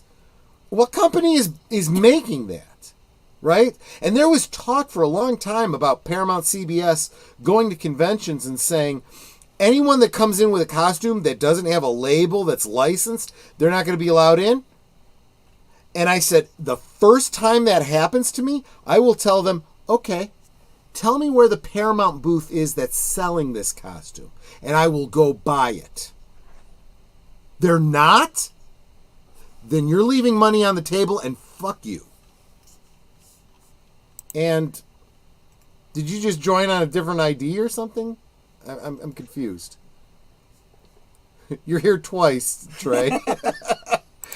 Real quick, I want to thank Disney Sheepherder for becoming a member. Thank you so much, Disney Sheepherder. And I haven't seen you in a while. Welcome back, my friend. It's good to see you. Welcome to the community, man. Absolutely. Right? All right, hold on real quick. I just realized I was doing something dumb. Hold on. Yes, I'm in here twice. Leave me in here twice. Hold on. Leave you in here twice? Or do you want me to remove the Mac black and white? You tell me what to do and I'll do it. He said to leave him in. I'll leave him in. I don't care if there's 3 of you here, man. The more of you, the better. You're awesome. And of course, I want to say hi to Rod Thunderheart. No kidding! Oh my gosh! Rod Thunderheart. Oh, it is an honor to have you here, my friend. Rod Thunderheart, real wrestler. And with a great channel himself, he's good people. He is a great supporter of many channels. Let me do the thing where I bring you in. Is this a Mandalorian helmet? Oh, that's awesome. Did you make that yourself or did you buy that? He can't hear you. He can't hear me. Oh, some of you guys probably know better. What is the blue color? What clan is that? Help me out, guys. I don't know. He's like, and there's more. Oh. Okay, now you can hear me. What, sorry. A pit droid! Dude, did you make that yourself? I made everything that you see. Wow! Holy crap! So pit droid is awesome! So I made those 2 helmets. This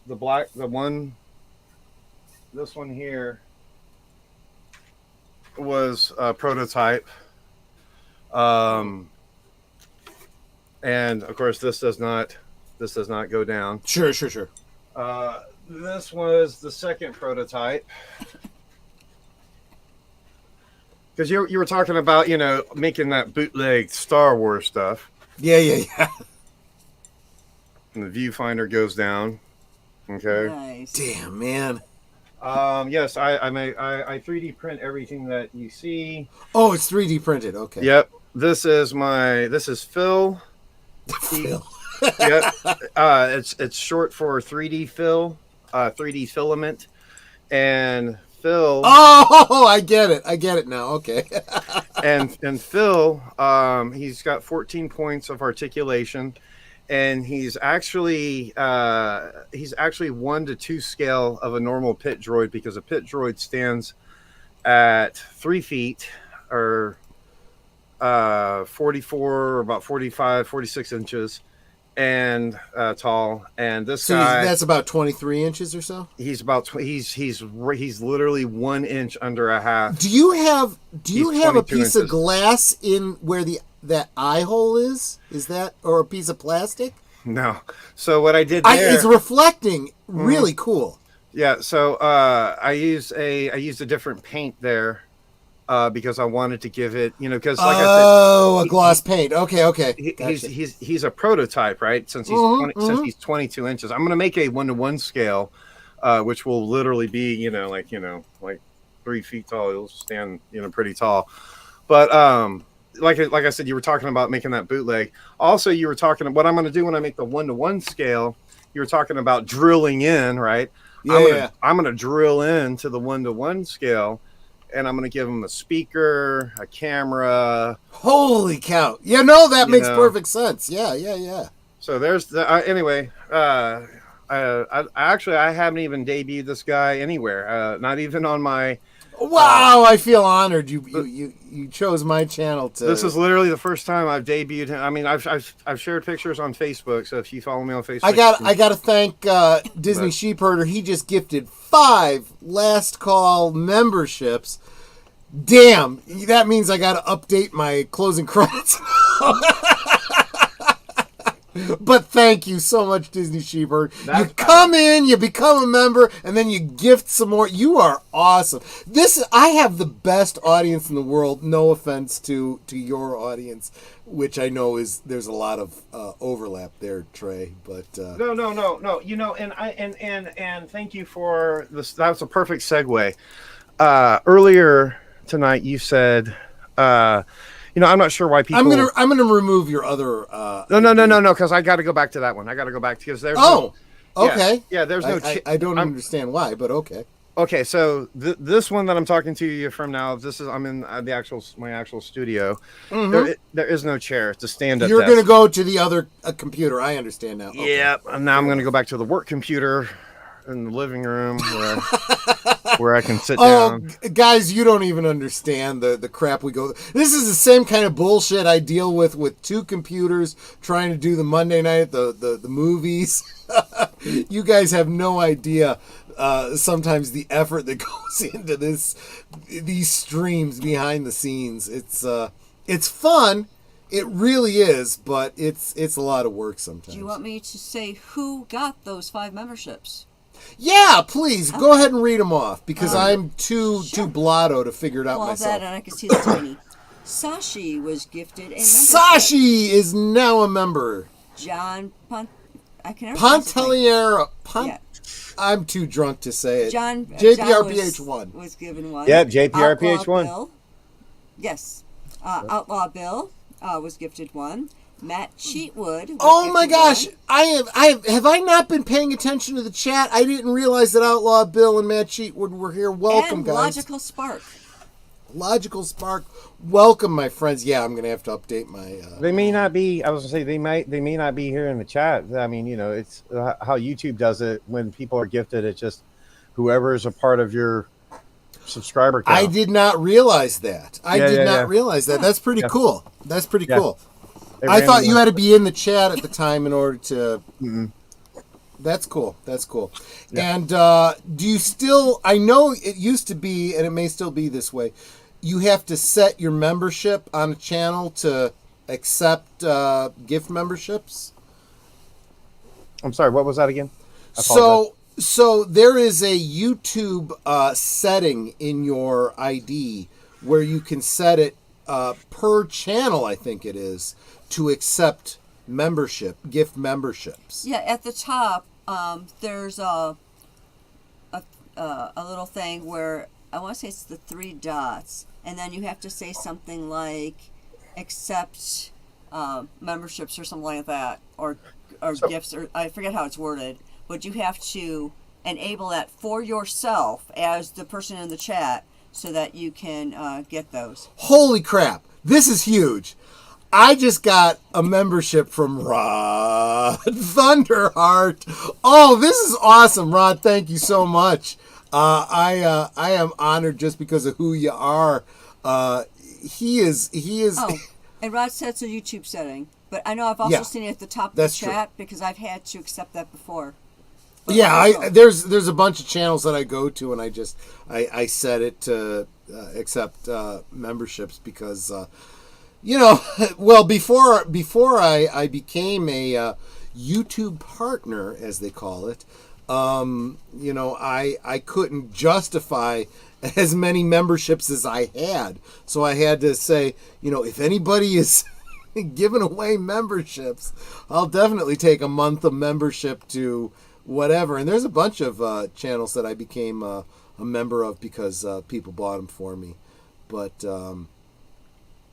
I think I've been a member of Maxworld Entertainment for a long time. I haven't been there in a while when you were live, so I could make use of those. What are they called? The member chat or whatever, where I can emojis. say. No, not the emojis. The thing that's the milestones, where I could say I was a member for a year and a half or whatever it is. I haven't. I'm just guessing. I don't know how long. So real quickly, now that I'm sitting again, I earlier we almost segued back into it. Earlier you had proposed the question to me.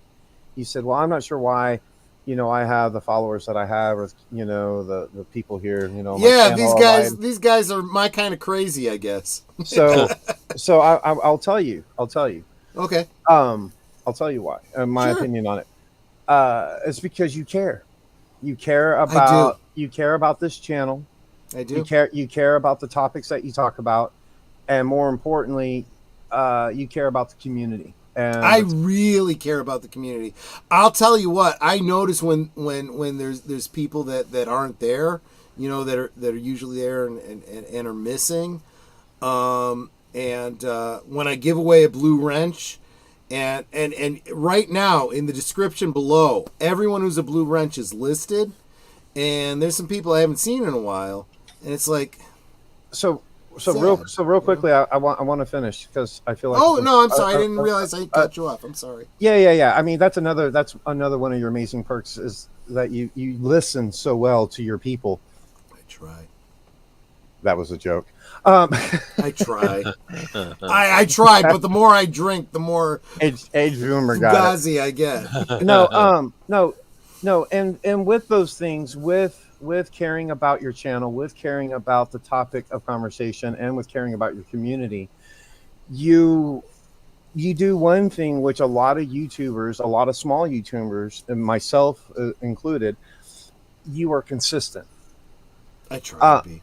Well, that's important. That is very important because that tells your community more so than you actually saying that you care.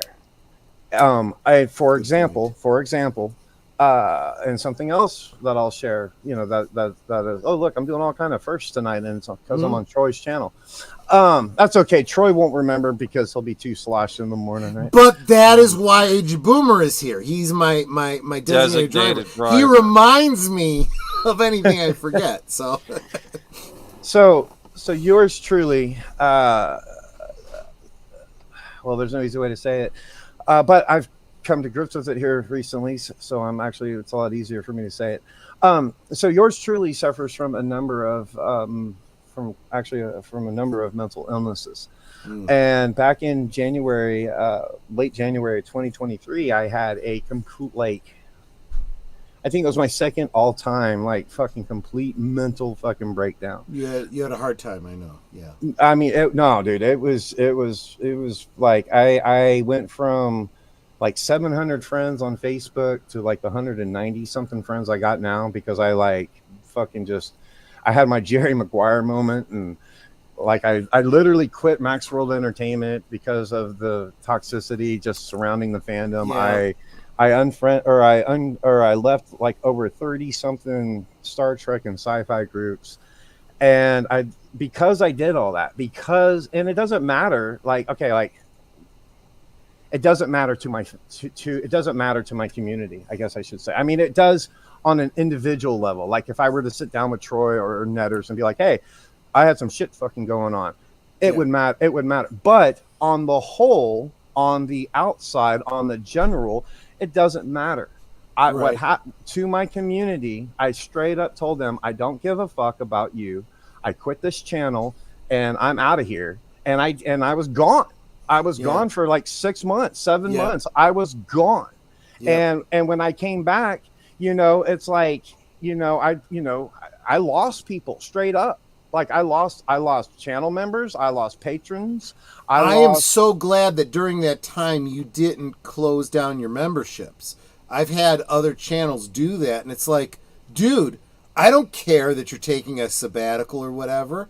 I still want to support you. Well, you're definitely a diamond in the rough. I'm going to tell you that, because and an angel and a godsend in my corner, and one I will truly cherish forever. But that's not the case for everyone, and that's not the case for everyone on the platform. You know what I mean? So what I'm saying is that I'm sitting here with a channel that's got 2,700 subscribers. It's like, who cares? It's like I've literally told this channel and the community, I mean, I didn't. It's not like I really did this, but I should have just gone ahead and told them 2 or 3 times in the last 2 years, hey, fuck you. I don't care. I'm out. You know what I mean? Yeah, and you know what I mean? I mean, I didn't do that, but I might as well have, because, at the end of the day, I wasn't there for my community. I wasn't there for the topic of conversation. I wasn't there to promote what I loved. I was too worried about the things that I hated. You know what I mean? So, and it happens. It happens. You're missing your own message there. I was. But my point of all this is that it's a testimony to you, and it's a testament to you why, we had, who was it, Rod Thunderheart come in here and make that type of fucking WWE entrance that we would right. You know what awesome. I mean? He's awesome. I mean, he literally. I became a fan of him following other channels. Just in the chat and whatnot. I mean, he literally came down on the damn 4-wheeler and circled the ring before he got in, and you know what I mean? I mean, and started he put on a show for the entire community just now, and it was all in love. It was all in fun. It was all about support. It was all about building, and it wouldn't have happened if it wasn't a testament to who you are. Thank you. I appreciate that. No, that's I super appreciate that. So seriously, that's why. Mr. Lundell, did you just get here? Did I not say hi to you earlier? I love saying that guy's name. Mr. Lundell's Groovy Movies. Yep. I love saying it. I just love saying it. No, I've got a great group in the chat, and Trey, have I ever shared with you why I started the channel? I know everybody in the chat probably already knows, except maybe some of the newer guys. But do you know why I started this channel? Have you heard the story? Lay it on me, brother. Okay. So Netter and I, so this was back 2019, the whole Coof thing, right? Netter and I were working for the same company, which in retrospect was probably not the wisest thing. Because they had huge layoffs during the Coof, and we both lost our jobs. And we kind of loved that job, not because of the job itself, but the coworkers we had. Every Friday, at 4:30, 5 o'clock when we got off of work. We were like right at the exit of an expressway. We go to the other side of the expressway, and there was this restaurant pub there, and we would go there every Friday and hang out with our coworkers and our bosses and whatnot, and we just kind of decompress. We would bitch about them to their faces, or clients we dealt with and stuff, and we just get it all out, have some drinks, have some chow, and we just kind of really loved it, right? So when we lost our jobs, that was a challenge, right? But the bigger challenge was we missed the Friday get-togethers with our friends, our coworkers. So I said, you know what? We could start a channel on YouTube and kind of do like our own get together at the pub with our friends kind of thing. And so that's kind of how Last Call started. And I've kind of kept that same conceit, the drinks, the Canarble Wagon and so forth. And that's what this community is kind of all based around. So, that's the story. Just for you and Rob Thunderheart and anybody who might have been new and hadn't heard that story before. Just so really, it really is community. Is I guess what I'm getting at. But yeah, I look forward to it. And to this day, now Netter and I have new jobs, which are challenging, and sometimes the week can be brutal, and we're still looking forward to Fridays where we can hang out with all of you all, because it's what gets us through. I love it, dude. It's a great story. What is your favorite drink, Netter? Over the years, it has evolved. So it used to be fuzzy navels, peach schnapps, and orange juice. Was that before we met? Yeah. Okay. Guys, I gotta go. Want a hairy navel. Okay. Thanks, Trey. No, I apologize, Netter, for interrupting. I apologize for interrupting. Nicole just called, and she's getting off of work early.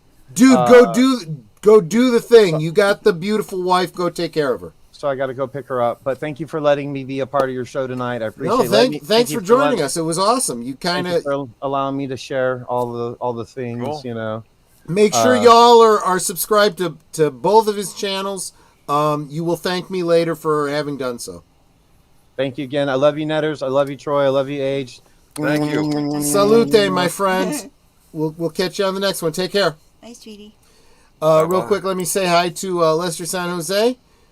You're genuine. Been listening in and working. I won't tell your boss. Shh.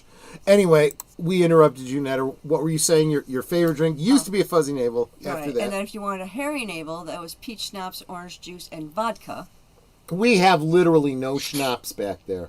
We need to get some schnapps. Actually, there is a schnapps. There's a mint schnapps. You're right. Yeah, there is one schnapps back there. And it's something you picked up for some drink, because I'm never going to touch that stuff. Probably. But as time went by, my favorite drink became Kahlua and cream. That I knew. Yeah. It's smooth. It goes down easy. It's yummy. I don't like hard liquor because it burns my throat, whereas Kahlua and cream does not. And it's nice if you're not feeling too well. You can just have the Kahlua straight, which kind of reminds me. Oh no, I'm sorry, that's Jägermeister, because I like Jägermeister too. If you're not feeling well, she turned me on to Jaeger. Yeah. Yeah, if you're not feeling well, a shot of Jaeger. It's like back in the day, there used to be a cough syrup, Vicks Formula 44. Yep. You can't get this stuff anymore. Not the now original... it's Vicks Formula 44D. Yeah, but the original formula tastes just like Jaeger. And the first time I had Jaeger, I'm like, this tastes like the cough syrup I like. Got to move like Jaeger. Got to move. No, but yeah, you take a shot of the Jaeger, and just go have a lay down, and you'll feel so much better when you wake up. Yep. Yeah, no, absolutely. Netter was the one who, when Netter and I met, it was 1991. We met at a Star Trek convention. She brought me to a pub downtown Chicago. and I wasn't 21 yet. So I was just praying that they didn't card me because I didn't want her to know that I was underage.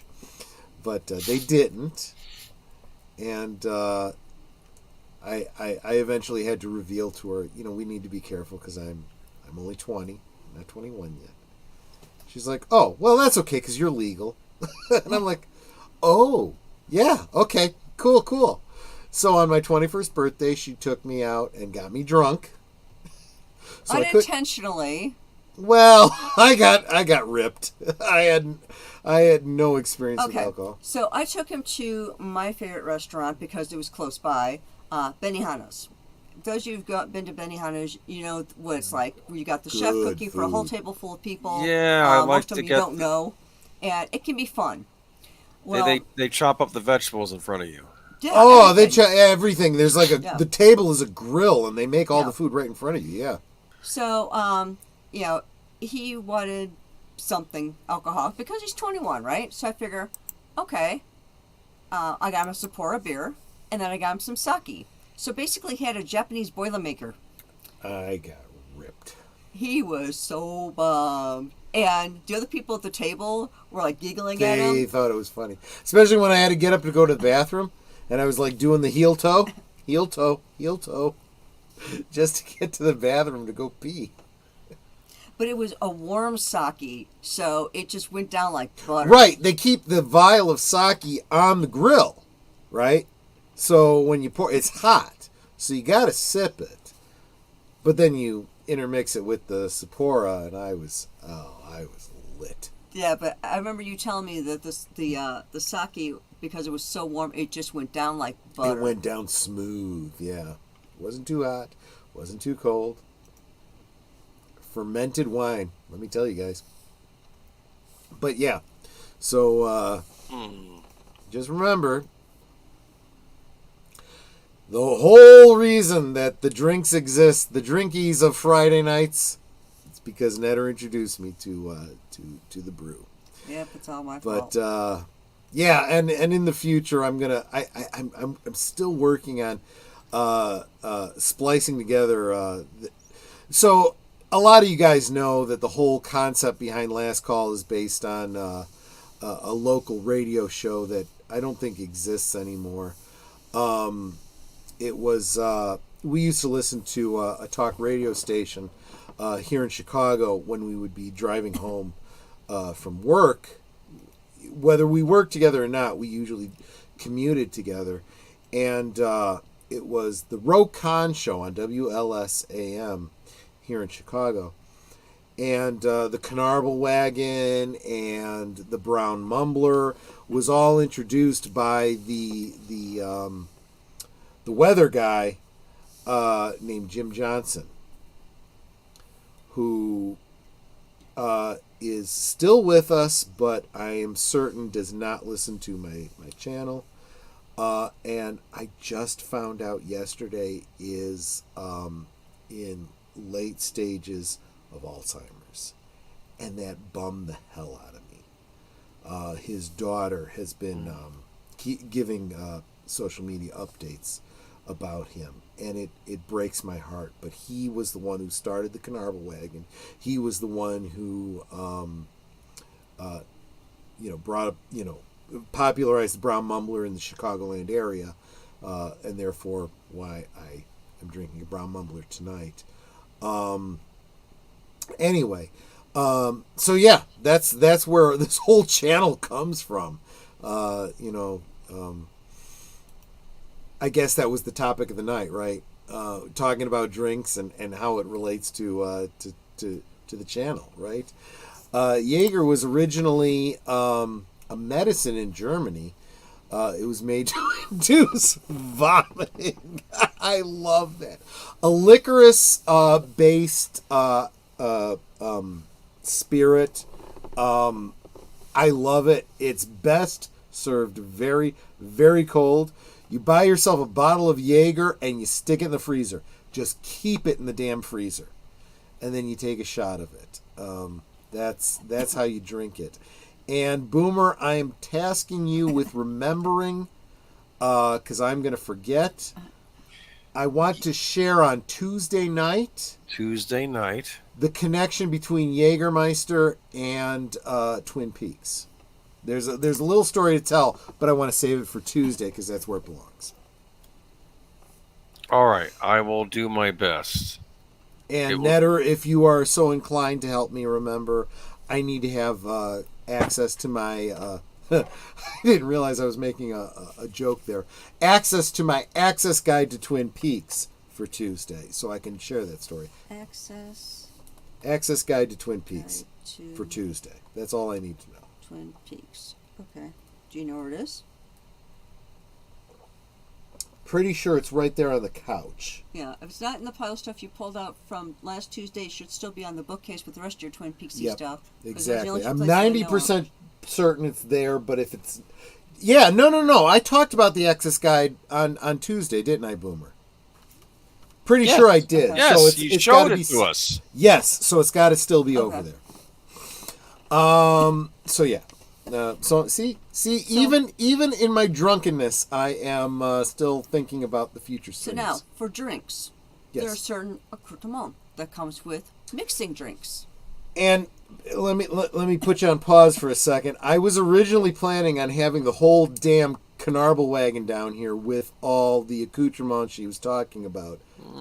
But I got busy and I never got around to it. That'll be a future stream. Plus, it's darn heavy, even empty. It is friggin' heavy. It would take both of us to carry it down here just to show it off. Yeah. And then we'd have to lug the thing back upstairs again because it's not going to fit down. And we should probably think about doing maybe we'll do a standalone video showing the Canarble Wagon. Yeah, why don't we do that? On the channel. We'll do. Of course, that. we have to clean it up because we got a bunch of glasses on there that don't need to be on there, and we're treating the Canarble Wagon like a full-on bar, and we really shouldn't be doing that. Isn't Jägermeister the one who banned toys inside? No, that was the Burgermeister Meisterburger. I remember that. Dude, I even as drunk as I am right now, I remember that. That's I know my ranking and bass. What was with all these mean adults banning anything fun? Remember in that the Easter one where I guess is what was because as you get older, sometimes you get hate the bitter, young. No. and you don't want anyone to have fun because that's not the way to grow be. You grow up to be an asshole. Don't grow up to be an asshole. You know. Break the cycle. Be nice to people. As Mac was saying, be kind to people. Yes. Thank you so much, Curtis. That's super helpful. Yeah. He's probably like, oh, okay. There's something you want to share about Twin Peaks. Let's talk. Yeah. No, I'm glad Deleted Scenes is here to help me remember the Twin Peaks babbling I do on a Friday.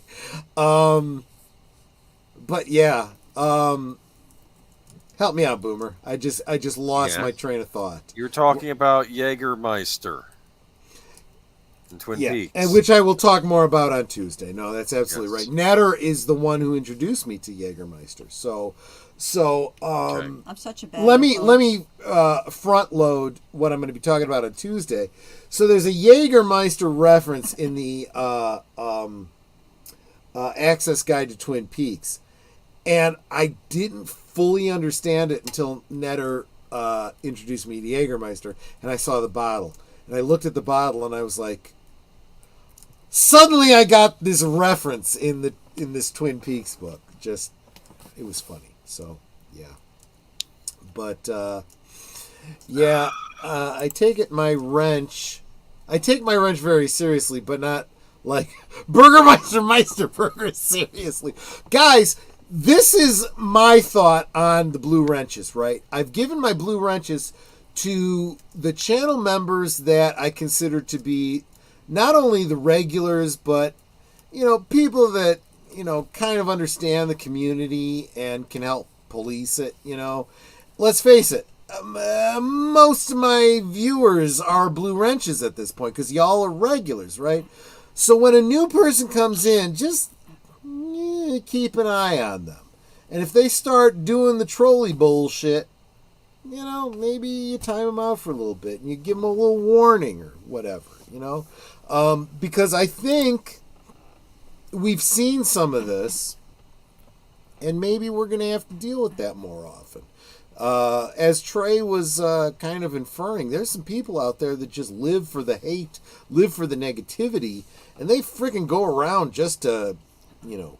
And then they go after other creators too and stuff like that. Oh, look, I made some comments about, you know, game journos on X, and I was in support of Smash JT.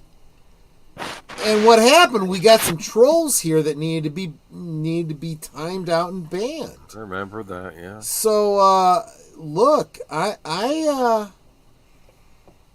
don't hold back on the social medias. So I'm counting on you guys to have my back when they come around and start the bullshit.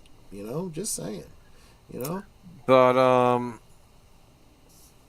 I had a question for you though on drinking. Go for it. The Blue Hawaii. Why is it blue? Have you ever had one? A Blue Hawaiian, I should say. I didn't know it was a drink. I only know the Elvis Presley. I'm presuming it's blue from like blue cacao syrup or something. All right. Curacao. I think I've had one Curacao. once. I meant Which to have is an orange liqueur. Is it really? Yes, it is. We have some. If you go taste it, it's orange. Oh, I don't know why it's blue. See, I figured it was kind of like maybe a blueberry or something. That would make sense. No. If it was blueberry, it would be almost purple black. Yeah, it is. I suspect it's artificially colored, but it is an orange liqueur. Well, at least it's not watered down like Romulan ale. Well, we'll talk more about Romulan ale in a future stream because I am planning to do a taste test on two different kinds of Romulan ale, delicious.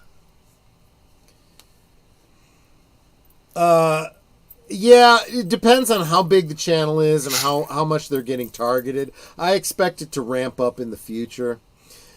Is this a troll or am I taking them too seriously? Yeah, so I've done this too. There was a channel that I was a blue wrench on.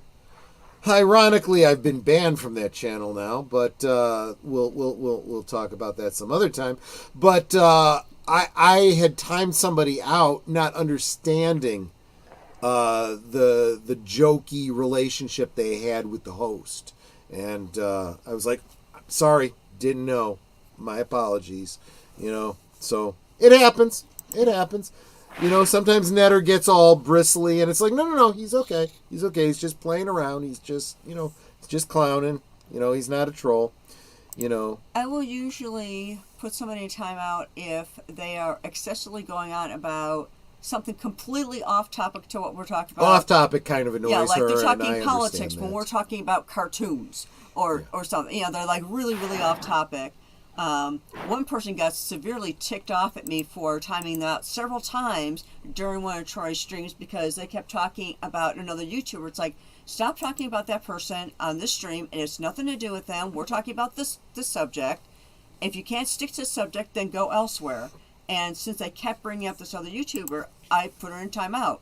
And I ended up putting her in timeout like 4 times. I want to hold up Rod Thunderheart for this. This is something I really appreciate, and I don't think enough people think about this.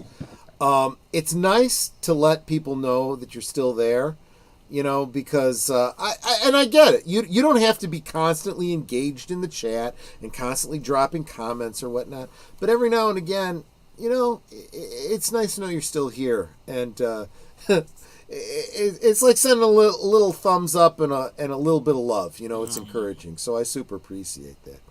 And Doomcock on my PS4. What?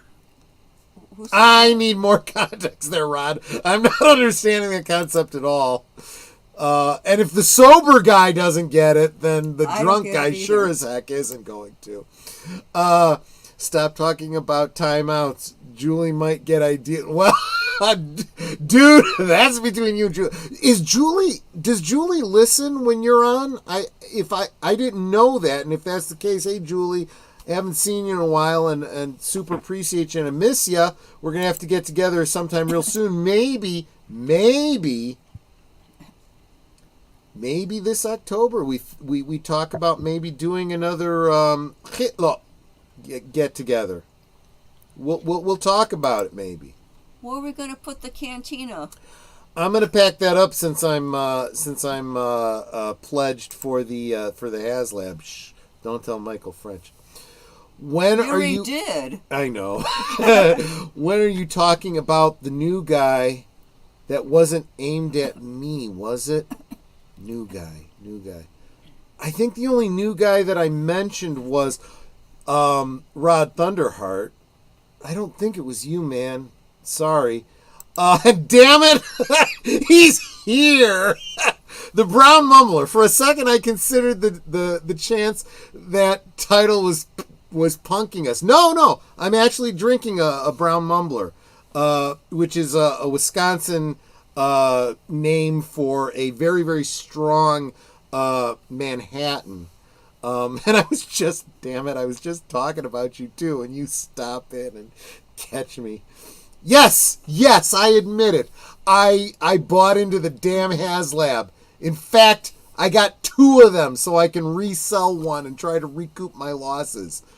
So I know that you have strong feelings about the HasLab concept, and I agree with you, but I feel like I'm over a And it's the barrel only with that. time that you can get the what's it called? Tanaka Sisters. She knows that I was this close to making my own friggin' custom figures. Oh yeah, I braided their freaking hair for you. Mm-hmm. That's true, you did, and I just didn't finish those figures. I'm still probably going to finish those figures because those would be 5 points of articulation, vintage versions, or no, I guess they call them retro style versions of those figures that will certainly never. Tanaka Sisters. So, if you ever watch the original Star Wars, there are 2 female characters. One is in a blue jumpsuit, one is in green. They've got, like, braids. Yeah, I remember them.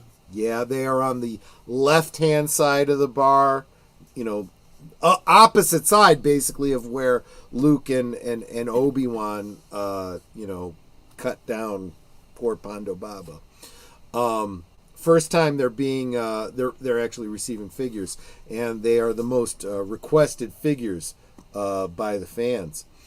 Real quick, I want to say hi to somebody that I super appreciate seeing in the chat. The Clue channel. I was just kind of trolling his live stream. Was that earlier today or was that yesterday? Clue, I forget. But What's your very last comment? Really, really good channel. Check out the Clue channel. He is a clear thinking, albeit kind of a little political. But if that's if you dig that kind of thing, definitely check it out. I know. You heard. I can't. I said don't tell Michael French, and boom, you're there in my chat. You caught me. I mean, it's like, someone checking out your web browsing history or something. It's like, oh damn, I'm caught. But I'll tell you what, Michael. Thank you so much. And I'm putting myself out here in front of the audience. I really blew it. Michael was on a couple weeks ago, and my intent was to get an email out to him thanking him, because I know how busy he is, and the fact that he takes the time for a channel like mine to appear as a guest is a huge thing to me. And I got so busy, I never got out a thank you note to him. That's what a horrible YouTuber I am. I deserve booze. I deserve booze. But seriously, $1,000 worth of Star Wars equivalent of Garden. He's not wrong, but I love Olive Garden, and I'm an Italian American. Okay, I will still go and get dinner at the Olive Garden. Do I think it's authentic Italian? Fuck no. It is nothing like what my mom and grandmother made. But I still love those breadsticks and pasta. Let me just say. You gotta get the soups. Their pasta fagioli is no. I disagree with you on that one. I like it. It's like when the stars chili. make you drool, just like a pasta fagioli, that's amore. You get pasta fagioli and dip a breadstick into it, and you're all set. Actually, okay, that's the way to eat it. If you go to the Olive Garden, you're gonna order the pasta fagioli. You that's what the breadsticks. You can get it instead of a salad. Hell, you could make that a meal. The endless breadsticks and the pasta fagioli. By the time you're done eating the pasta fagioli with the breadsticks, you're done. You know, if you want, get the pasta to go. You know, but going back to the food talk we were doing at the beginning of the stream, folks, make your own. There is no equivalent to making your own. I don't know, Alfredo from scratch. Linguine Alfredo, you make it yourself, you will never want to get it at a restaurant again. Just screw that bullshit. The thing is, would you still love Olive Garden if you were pure Italian straight from the... Well, I don't know, but if you divorce from your head, it's nothing like... I mean... Olive Garden is no more Italian than hamburgers are German. Just saying. You know, once you make that distinction, pizza's the same thing. I know everyone thinks, oh, pizza, Italian. No. What we call pizza, whether it's Chicago style or New York style, you go to Italy, they have developed something based on the Italian-American pizza, but what they serve in Italy, it's not the same thing. Just, you know, maybe one of these days I need to do a food stream.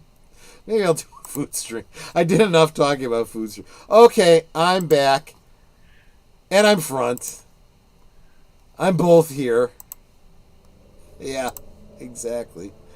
You never have to thank me like that. The fact that your comments on Patreon posts is the biggest thanks. That is very kind of you. That is very kind of you, Michael. But you know what? That's just who I am, right? You know, I'm the guy that sends out the thank you notes for the Christmas gift or whatever. Or if not, I do it live on a stream, right? Over and over and over again. I keep thanking this guy down here for that crazy ass goat simulator that he gave me last year. Oh, please, that's a great game. I know, right? I love the hell out of that thing. Goat simulator. It's just how. But let's face it, Michael. You and I are kind of cut from the same cloth on that kind of thing, right? I'm not saying anything you don't understand. You get me on that regard. So, and salute to you too, my friend. I super appreciate you as well. God, it was great getting a chance to talk to you tonight, Trey. I know our schedules are overlapping, so you can usually never be here. The fact that you were here tonight was a huge honor to me. I really do appreciate it. Wow, I am way. Did you want to switch over to Rumble where it's 5 past? I forgot. No, because I am so drunk. If I tried to do it, I would fuck up the stream. So I'm just mumbling at this point now? Yeah, I am. I've had 2 brown mumblers, I am mumbling. Yes, you should be in a presidential debate. I'm sorry. Wait, no, I'll be good. Rod. If Rod only has 99 subs, he is criminally undersubbed. Make sure you guys get over there and subscribe to Rod Thunderheart. He is just damn good people. Darth Plato, I don't know that I said hi to you earlier. I might be a little fuzzy and not remember, but I want to make sure that you know I love you. And someone from Hamburg is a hamburger. I suppose you're absolutely right. That's true. Once in a bloody while, I'm indulged in orange or lemon chicken at the American Chinese joint. Yeah, I question whether orange lemon chicken is in any way Chinese, but it's Yes, yummy. it is. Is it really? Okay, No, I I'll don't take know. your word for it. Bourbon chicken apparently doesn't come from China. That was created by Chinese immigrants on Bourbon Street in New Orleans. That makes perfect That's sense. interesting. You know, there's a lot of things that we think are, like German chocolate cake is not frickin' German, and fortune cookies. Fortune cookies were created by somebody here in the U.S. just trying to make a buck. Weirdly enough, I really like. I don't care what's written in the damn fortune cookies. I like those fortune cookies. They are kind of yummy. Not overly You can use sweet. the numbers to play the lottery. Not always. Depends on where you live. Sometimes there aren't enough digits. Sometimes there's too many digits. You know, Tex-Mex isn't authentic Mexican food, but it's freaking delicious. Yes, it's something else entirely, right? I know a lot of Mexicans that love Taco Bell, but they will tell you, just like I just did about the Olive Garden, I don't care that it's not authentic. It's yummy food. It's some kind of American creation that they attribute to my heritage. I don't care. That's not cultural appropriation. That's just branding. It's just branding. I've been stuck around 50-ish forever, and I'm going to start streaming soon. Oh, dude, you know what you do? I've found this to be successful. I don't know if it's cheating, but it's fun. You pull in other YouTubers, and you say, hey, you want to do a collab? You want to guest on my channel and whatnot? And you bullshit and talk about whatever your topic is, and they pull in, they'll send out, hey, everybody, I'm going to be on Rob Thunderheart's channel talking about whatever. Come subscribe to Rob's channel and, let's have a great time. No, that's what this community is all about. So, Rod, if you want to be a guest on Thursday Things, I am looking for guests July 25th, I believe. Let me just double check Rod, real quick. DM Netter. This is her whole channel. Netter's Network is all about her Thursday. Have people on that are trying to build up their channels. Yeah. So July 25th and beyond. So any Thursday, July 25th and beyond, I'm looking for guests. So if you're interested in being a guest on Thursday Things, it's 9 p.m. Central, 10 p.m. Eastern, so same time as Choice Streams. Just DM me on Twitter. It's Netters Network, all together is one word, no apostrophe in Netters. So it's just, and then I'm sorry. You find me. I'm sorry. I'm like, what's so funny about apostrophe? No, it's not. I was just reading Darth Plato's. This is a well-written comment because you're just reading along and then you get to a punchline you didn't realize you were getting to. Hamburg is hamburger. Brandenburg is Brandenburger. Paris is Parisian. San Francisco is socialist. What? So true, Darth Plato. Oh, that caught me off guard. That was brilliant. I'm going to start streaming soon, but not tonight. Well, okay, fair enough. I'll tell you what, though. If you were to start up a stream on Friday night, late night, after last call, let me know, and I could make it so that, my channel kind of diverts to yours. And everybody then, hey, I know that we call this last call, but the real last call is everybody over to Rob Thunderheart's. This is where you go when the bar closes and you don't have to go home, but you got Yeah, Rob Thunderheart could be like the what do you call it? The pancake house or whatever after the pubs You close. don't gotta go home, but you can't stay here. You don't have to go home, but you can't stay here. Go to Rob Thunderheart's channel. Exactly. Okay, so Darth Plato was saying somebody from Hamburg is hamburger, right? Mm-hmm. Perry Mason, for those of you who remember the Perry Mason show. I think he was the district attorney. His name was Hamilton Berger. Hamburger. His name was Hamburger. And he would go after the Hamburglar. IHOP. Yeah, that's what I was. Oh wait, I just clicked on the wrong one. IHOP. That is what I was thinking of. Yes, exactly. You know what they have at IHOP? You can get chicken and waffles. I'll tell you what. I tried those once. Those are damn good. Mm-hmm. The first time I heard about it, I was like, "The fuck is this?" And someone said, "Oh, it's a Southern thing. Give it a try." Oh, it was good. See? I'm sorry, guys. Though I still can't get behind those. What are those biscuits that are covered in ox snot? No, I can't. Biscuits I still and can't gravy. You haven't had a proper biscuits and gravy. I'm getting. I've gone to Bob Evans. It still looks like someone threw up on my plate. I'm not eating that shit. It. You got to taste it first. I did taste it. I gave it a try. It's got sausage did not pieces like in it.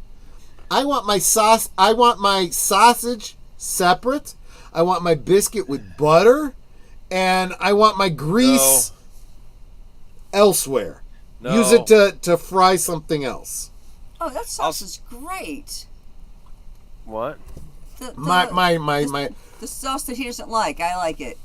What, the biscuits? I'm getting. I'll say it was a little watery last time I went to Bob Evans. I didn't appreciate that. It needs to be thicker, so I didn't like that. But yeah, I don't know. Oh my gosh! I did. That's why I did the pancakes the next time I went there. I did that instead of the biscuits and gravy. But what can you do? Okay. You like pancakes? I'll tell you what, Clue. I need to. One thing that I had wanted to ask Trey and didn't get a chance to ask while he was here. He said he was from Texas. I want to know where in Texas, because Netter and I have been looking at Texas. That is one of the places we are thinking about moving to. Dude. And if I move to Texas, yes, I'm going to have to Southify. I kind of see Texas as its own animal. Not that whole South. Tex-Mex kind of like blending of American and Mexican culture. Yeah. That. You know what they got in Texas? They got chicken fried steak. And that comes with the gravy on top, too. There you go. Yeah, I've had chicken fried steak. I love it. I'll do without the grease, though. Oh, my goodness. The flour and grease. Oh, my goodness. No. Some Klingon. I challenge you to eat biscuits and gravy. Try. Fuck you, Mark. I've already tried it, and I don't like it. Now I want chicken fried steak. See what you've done to me? Well, you have easy access to it. You live in the South. Found an article making money doing free stuff on the web. If it's something you want to share, go ahead and share it, man. I'm good with that. Is there a lean cuisine chicken fried steak meal? I wouldn't be surprised if there isn't. But it's a tiny, tiny little portion. I'm sure it is. It's like a little brick or something. You know. Mr. Londell's groovy movies. Moving to Texas, try the DFW area. You'll have to. Oh no! Yeah, I don't want to live anywhere near Austin. No. I already know that. Whoa. But here's the thing. Netter has said, where should I be looking? And I'm like, Texas is a big frickin' state. The only thing I've ruled out is the Austin area so far. Check this out. What? There is a Hungry Man chicken fried steak frozen meal. You get 2 pieces of chicken fried steak. It comes with the country gravy, savory mashed potatoes, cut green beans, and some sweet apple. Stop! You're making me hungry. All for $3.74. I'll tell you what, tomorrow I'll take you out to Brandy's after my doctor's appointment. Oh, Brandy's. So, what Netter's talking about, I don't know if you guys have Brandy's out by you, but Brandy's is a local, I guess it's like a hot dog stand, but they're mostly focused on like Greek, like gyros and that kind of thing. DFW, Dallas Fort Worth. Oh, okay. Thanks, Clue. Thank you. I didn't know that. I wouldn't really know. I've never been to Texas or the South. I don't think I've been to Texas. I have been to Florida. I've been to Kentucky. I've been to New Mexico, specifically Cimarron, New Mexico. High adventure camp with the Boy Scouts. Yeah, that's a story for another time. That was pretty intense. But I'm not one of those ones that feels like I have to visit every state, but I have been to a number of states for various reasons. Texas isn't southern. As a Tennessee boy, let me clear this up. Tennessee is western, and always wanting help from other states with their constant conflicts with Mexico. Well, when you're one state, holding the line against a fucking country, kind of makes sense. It's like, hey, we joined this union for a reason. Back us up, you fuckers. I kind of get that, so to speak. You're right. I suppose from a literal standpoint, Michael's right, because the southern states, right? What are the southern states? They're the states that were, the southern versus the northern in the whole war between the states, right? And Texas had not been admitted yet. So anything that's west of the Mississippi would be western states, right?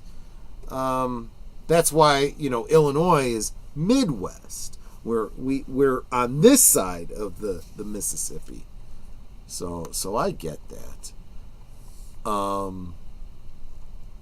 And yeah, I guess Michael gets carte blanche to talk about what is Southern and what isn't, because he's been a Southern boy all his life. Tennessee, Georgia, he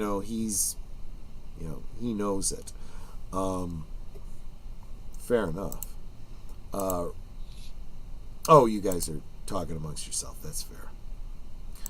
And the reason why Texas is so big on the map is because of pro-slavery. Yeah, so you could do this about a lot of the states after the original 13.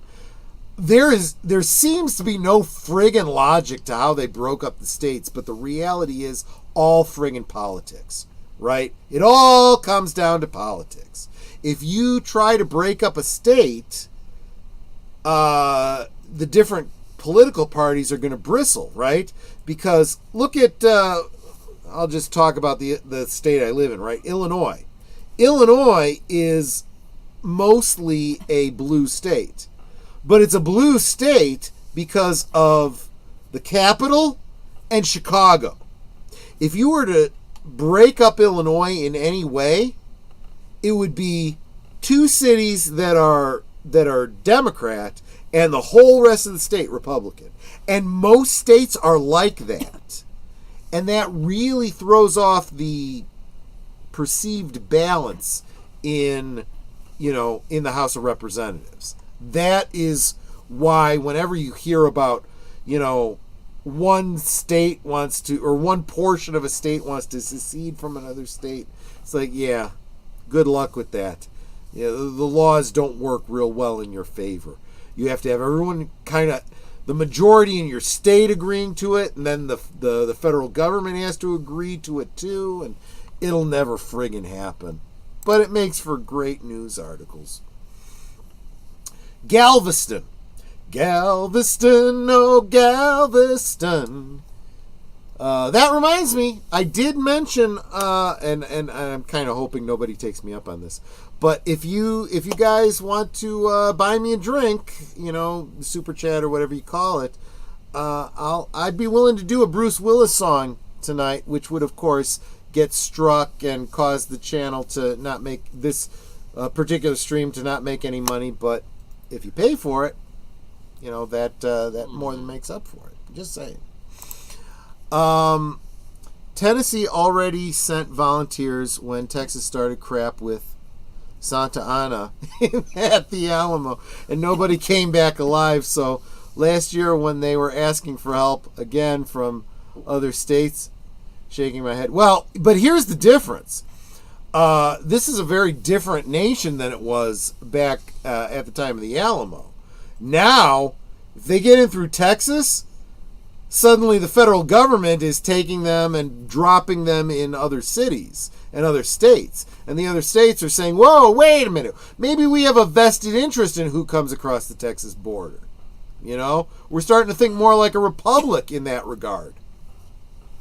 Just say, Michael, do you really want to talk politics with me? You and I have been such good friends, probably because we have avoided politics for so long. Right, Mark is like, build the wall. And Mark, if you want me to sing a Pink Floyd song, I'd be happy to. Just buy me a drink. Democrats can't survive in small towns without government programs. That's why they stay in big cities. I don't know if I'd go that far, put that fine a point on it, but by correlation, you're not wrong. If we strictly go by correlation, not causality, it's kind of hard to make that to disagree with that clue. By the way, if you are so politically minded, be sure you are subscribed to the Clue channel. He's got a great little discourse channel. It's a lot. Oh fuck! A lot of what? Oh fuck! Thank you for stopping by my simulcast on my Friday stream. I told him about your oh, thank you very much. Okay, I take back the oh fucks that I said. I thought you were gonna make me sing a song. Well, no, I'm checking PayPal. Mr. Lundell says, actually, it's our governor, Greg Abbott. Is that Texas? Mr. Lundell, are you in Texas? That came up with the idea of distributing them all over the country. No, it makes sense, right? It's like, fuck you. Well, no, fuck you. It was also a reaction to the feds. I mean, someone was. Yeah, the federal government isn't doing their job. No, so but they were like, actually. They were being flown before Abbott and them started doing it too. Absolutely. The idea was. We're having to deal with this situation. The feds aren't doing their job. They're trying to prevent us from protecting our borders. So screw it. All these states that are saying they want, what are they? The amnesty, states or whatever. Fine, take them. Here you go. Boom. Whoa, wait a minute. It's going too fast for me. It's You're different. the one going through it. Well, yeah, I mean, yeah. I want to interrupt briefly. On my stream last night, Marie with T and Telly was saying, hey, people, basically giving it the equivalent of a super chat because I'm not monetized. So I want to thank Deleted Scenes and Connie Clary for sending me the equivalent to a super chat to my PayPal account. You guys are awesome. So thank you so much for that. It was really encouraging. Michael, I know, but you also have to understand me. When you make a joke like that, it makes me think. Oh, to make him think. And it's like, there is an interesting dichotomy there. And I will spend time thinking about this. And yes, I get the joke, but at the same time, I'm like, he makes an interesting point. I got to think about this. That's just how I am. So I don't know how much of a laugh I get out of it, but I get that you have made a joke, Just ending my 1000x gaming stream to say hello to you, friend. Whether you or Ned are super fun to be here. That said, y'all need to know things are changing. Okay, what's changing? Let me know. Either in the chat here or DM me. Let me know what's going on, man. I'm being sarcastic, but yeah, a lot of Tennesseans have already laid down their lives for Texas shenanigans in history, so I won't apologize for myself. No, absolutely. And I feel like that's part of understanding history, is being able to point to that and say, hey, remember, we had your back during this thing that I wasn't alive for and you weren't alive for, but it's a thing, and I'm going to rub your nose in it, Well, I mean, and speaking of humor, I mean, it's the same kind of humor that, remember A Fish Called Wanda? Oh, you British are so arrogant, right? If it hadn't been for us during World War II, where would you be? You'd be the smallest fucking province in the Russian Empire. No, German Empire. I don't know. I'm drunk. You know what I'm talking about. I can't remember the lines from a movie. That's going to have to be a watch party on a Monday night. Fish Called Wanda. Oh, I love that movie. We'll probably team that up with a Monty Python movie for a twofer. Those movies are zany, the Monty Python movies. Maybe A Life with Brian. Always look on the bright side of life. Boy, even drunk I can whistle. That's pretty good. I haven't been able to whistle since I had my braces. Yeah, it did kind of throw you off, didn't it? Don't get me started on the British, Troy. Don't you badmouth the British. I'm an Anglophile, my friend. And his wife is English. That's true. Half English. I'm English, Scottish, Welsh, and a wee bit of Irish on my mum's side. And French Canadian. I said on my mum's side. You're half French Canadian. On my dad's side. That's true. I'm French Canadian. I keep trying to get Troy into the Italian movies.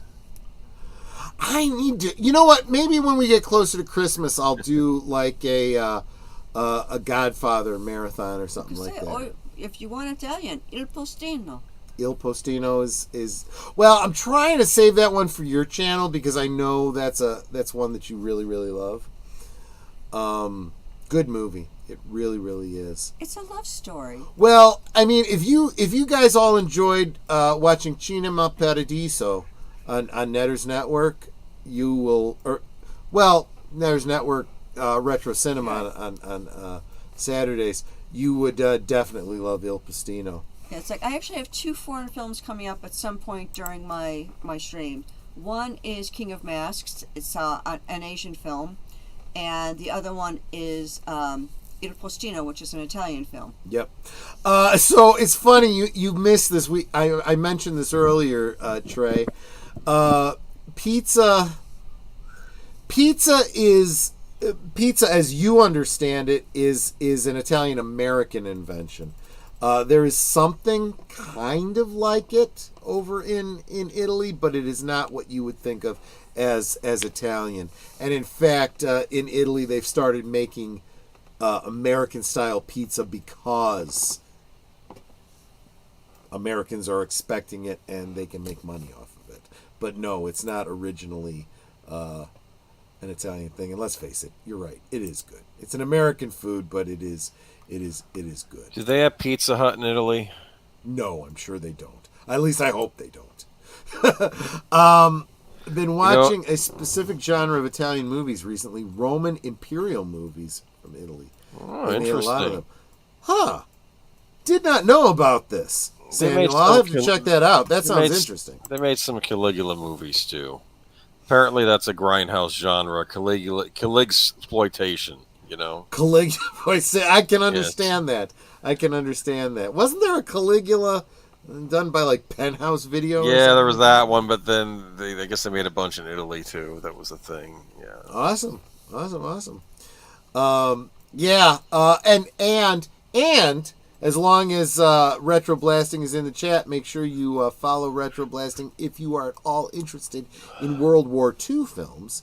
He is going to be getting back to his World War II streams.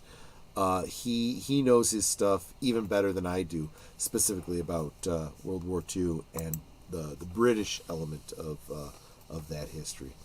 We have Pizza Hut over here, not doing very well now. Sashi, I can't even imagine why in Asia you guys would have Pizza Hut. That is not a good representation of American pizza, let alone Italian food. But if it's not doing well, I kind of understand. It's kind of touch and go over here these days. McDonald's Pizza Hut was the thing I liked about Pizza Hut was not the pizza, not breadsticks, not even the breadsticks. It was for a while back in the 80s, 90s. They had these lunch buffets. You could go there. Yes. And you could just get like an all-you-can-eat buffet. I love that. They had dessert pizza. Oh, the dessert pizza. Yeah. That was good too. Get Troy into it. He has. He's Boomer's actually got me to do a couple of Italian. In fact, Netter kind of got me into two specific Italian westerns. What was it? Trinity. They call me Trinity, and Trinity is still Trinity my name. is still my name. Yeah. She got me into that. Hell, Boomer's gotten me into some Italian horror films. Yeah, we got to work on that some more. I'm gonna have to do another stream with you at some point. We'll do a Italian horror double feature. Look, dude, you come up with a double feature for me, and I'll do it on a Monday night as long as you can make it. You know. Yes, I know. It's kind of pointless if you can't be there for it. Well, I will see what I can do. All right, we'll do something. Maybe I'll do no one one this summer. Pizza's the Hut. Okay, guys. As long as we're on this topic, I want to know what y'all think of Little Caesars. Go. I've never had that. Oh, and Mark's already talking about Little Caesars. Okay. I actually like Little Caesars, and I like the little Pizza, the pizza. breadsticks, and when they have the garlic sauce. The garlic sauces. You know what, though? Let's be honest. I can make a better garlic sauce than that stuff that comes in the plastic tub with all the trans fats. Yeah, Right. I also think it's mayo with just garlic flavor in it. Yeah, probably.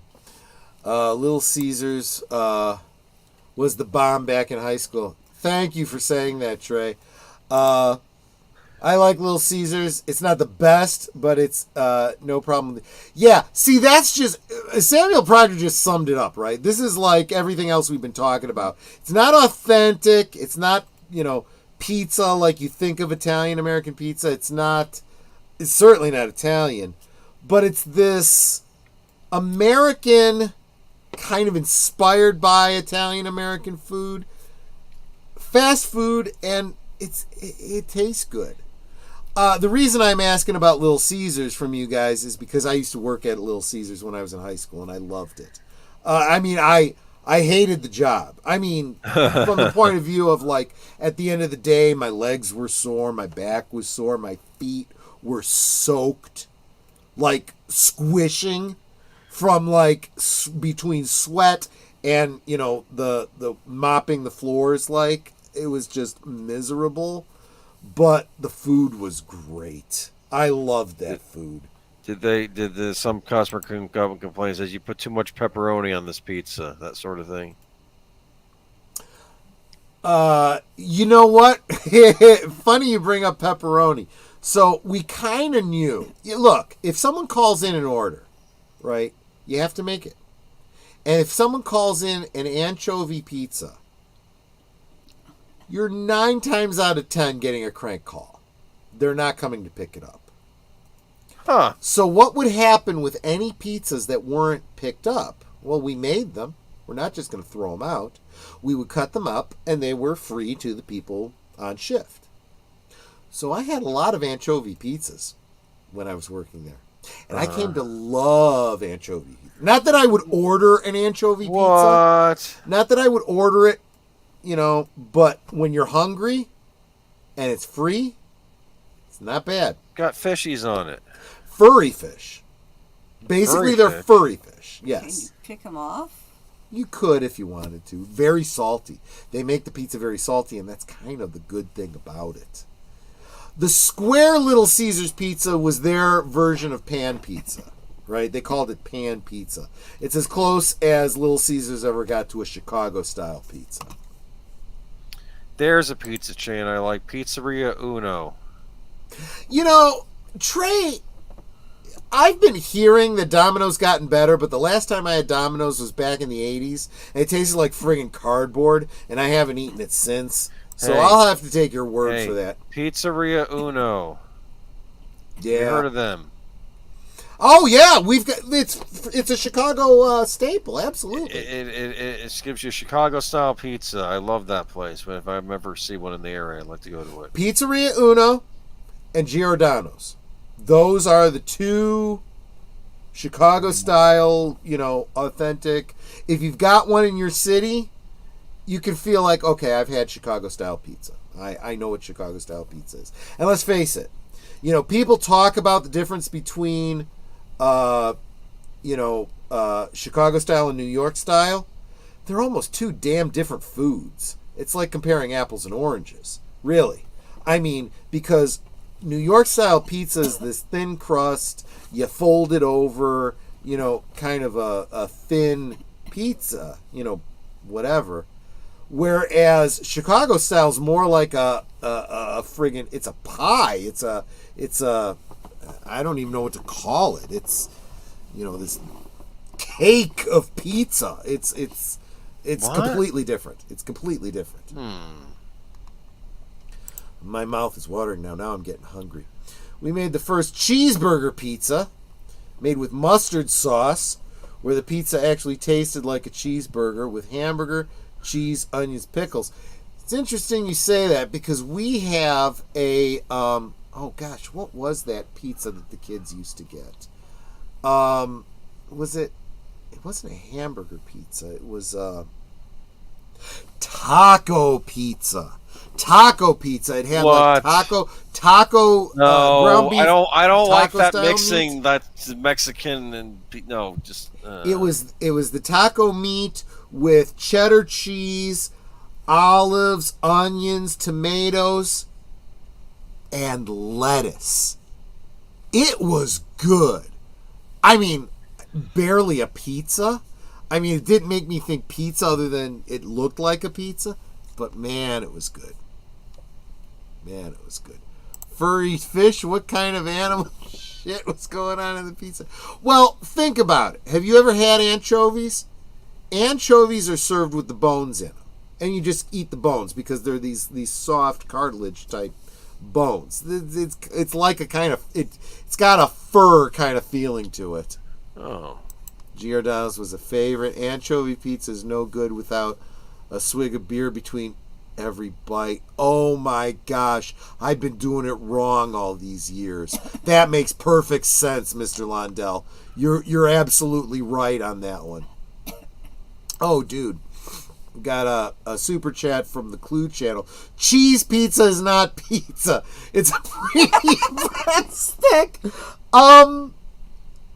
I would have disagreed with you, except there is a logic to what you just said. So I'm kind of inclined to think about that at least. That actually kind of does make sense. I see what you're saying. There used to be a place that I would get taco pizza from, and it was really good. And then it was like years later, because I had it for a while. It was like years later I had it again, and it wasn't as good. So I don't know if they changed the way they made it or what, but it was just kind of like, it's not the way I remember it. Sashi makes an interesting point. It's not the first time I've heard this from someone outside the U.S. Speaking of fast food, a lot of Americans say that local to Sashi, in Asia, in other words, local McDonald's is much better than it is in the U.S. Yes. And if you'd been here, I don't know how early you were here for the stream. I was talking about a lot of things in the U.S. that are... They do things with food in the U.S. that is not food. And it is wrong. And most other countries ban it. There are serious food problems in the Midwest, in the West in general. I'll just put it that way.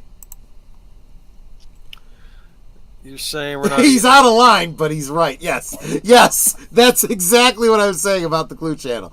No, it's like, he's out of line, but it doesn't mean he's wrong. One of my favorite pizzas is... I've heard this about Costco pizza. I used to hate it because it had too much cheese, but they changed the recipe a few years ago, and it's one of my top store pizzas. Look, I have not gotten a frozen pizza that Netter and I didn't doctor in some way, shape, or form. Whether it's adding this cheese isn't frozen. or... It's not? Oh, okay. No, you go in there and they'll make it for you. Oh, like, because Costco is like a lunch counter type of thing. It does, yeah. You get it there. Yeah. You can either get it by the slice, or you can get like a whole pizza to go. What they'll do is you put in the order, then by the time you're done with your shopping, it'll be ready for you, and you can take it with you. I got to get a Costco membership at some point. But Rod Thunderhound says, "Hey Troy, I'm sometimes Hawaiian pizza guy. I have a very controversial view of Hawaiian pizza. I'm going to tell the story again because I know I got some people in here who haven't heard this story before. So, Netta and I used to belong to a church when we lived in the city proper. And it was a close community. And every time someone was moving, all the men were expected, that were available, were expected to go help with the move. And if there was anything the wives could do to assist, they would help. And this particular move was a clusterfuck. It really was. There was too much stuff, not enough packing.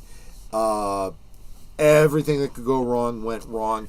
And not enough people showed up. If I recall, there were 2 guys that showed up, you and one other guy. Yeah.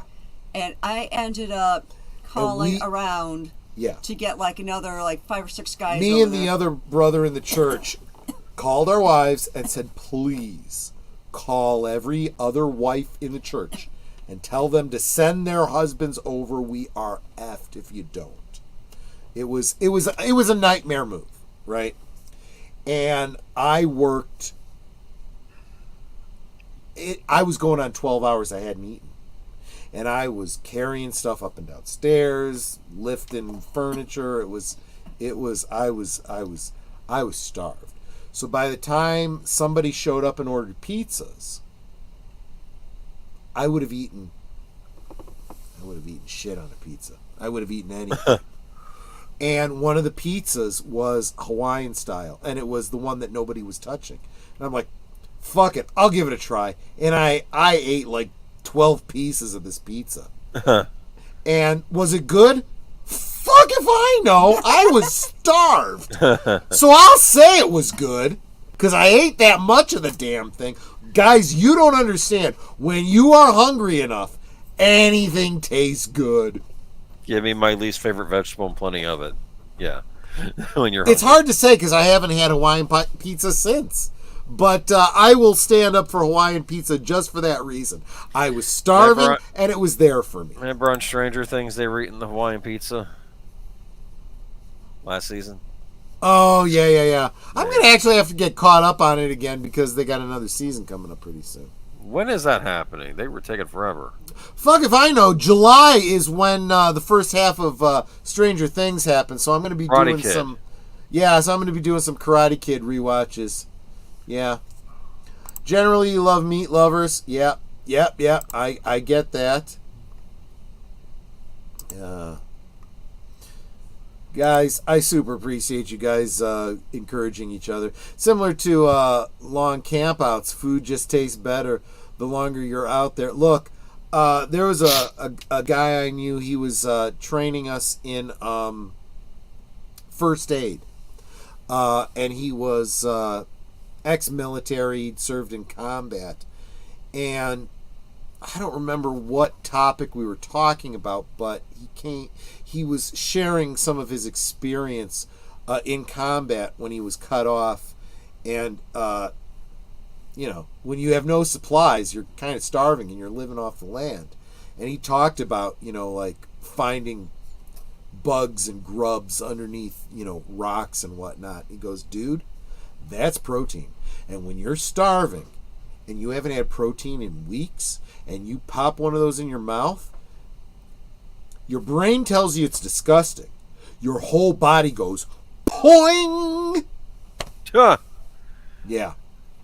And I understand that. I know what it's like to be hungry. Most people don't. I totally understand.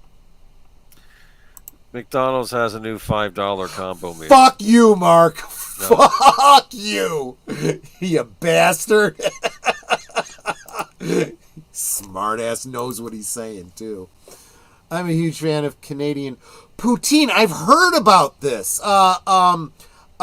Viva Fry, David Fryheit on YouTube has talked about this poutine thing. Looks really, really good. Fries, gravy, and cheese curds. What kind of gravy is that? Is that brown gravy? It's gray. Making me hungry. Yeah, see? Yeah, I'm getting hungry too. Yeah, Netta brought me a biscuit with no fucking gravy, but Parmesan cheese. And butter in the center. Oh, butter. So it's garlic bread. without the garlic. Okay, well, okay, well, there's that. Okay. Yeah, there's Anyway. Parmesan cheese in the top and butter inside. And also keep in mind too, you say gravy to an Italian American, that means something else. That's the what you guys call the red sauce or tomato sauce. But I don't know what gravy is to a Canadian.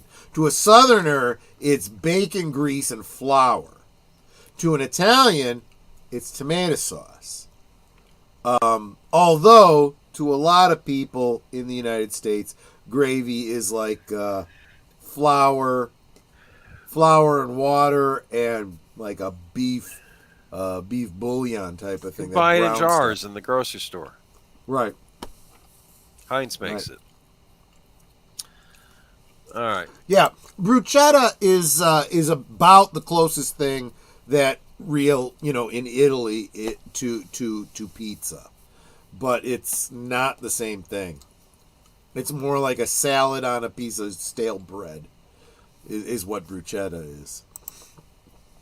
Dutch ovens are the absolute best during long campouts. Best meals were served during those times. Yeah, so a Dutch oven is a big cast iron pot that you throw a bunch of food into and you set it on the hot coals. You can put just about anything in it. But I've used Dutch ovens to make peach cobbler. Oh, fuck, that was good. Stews.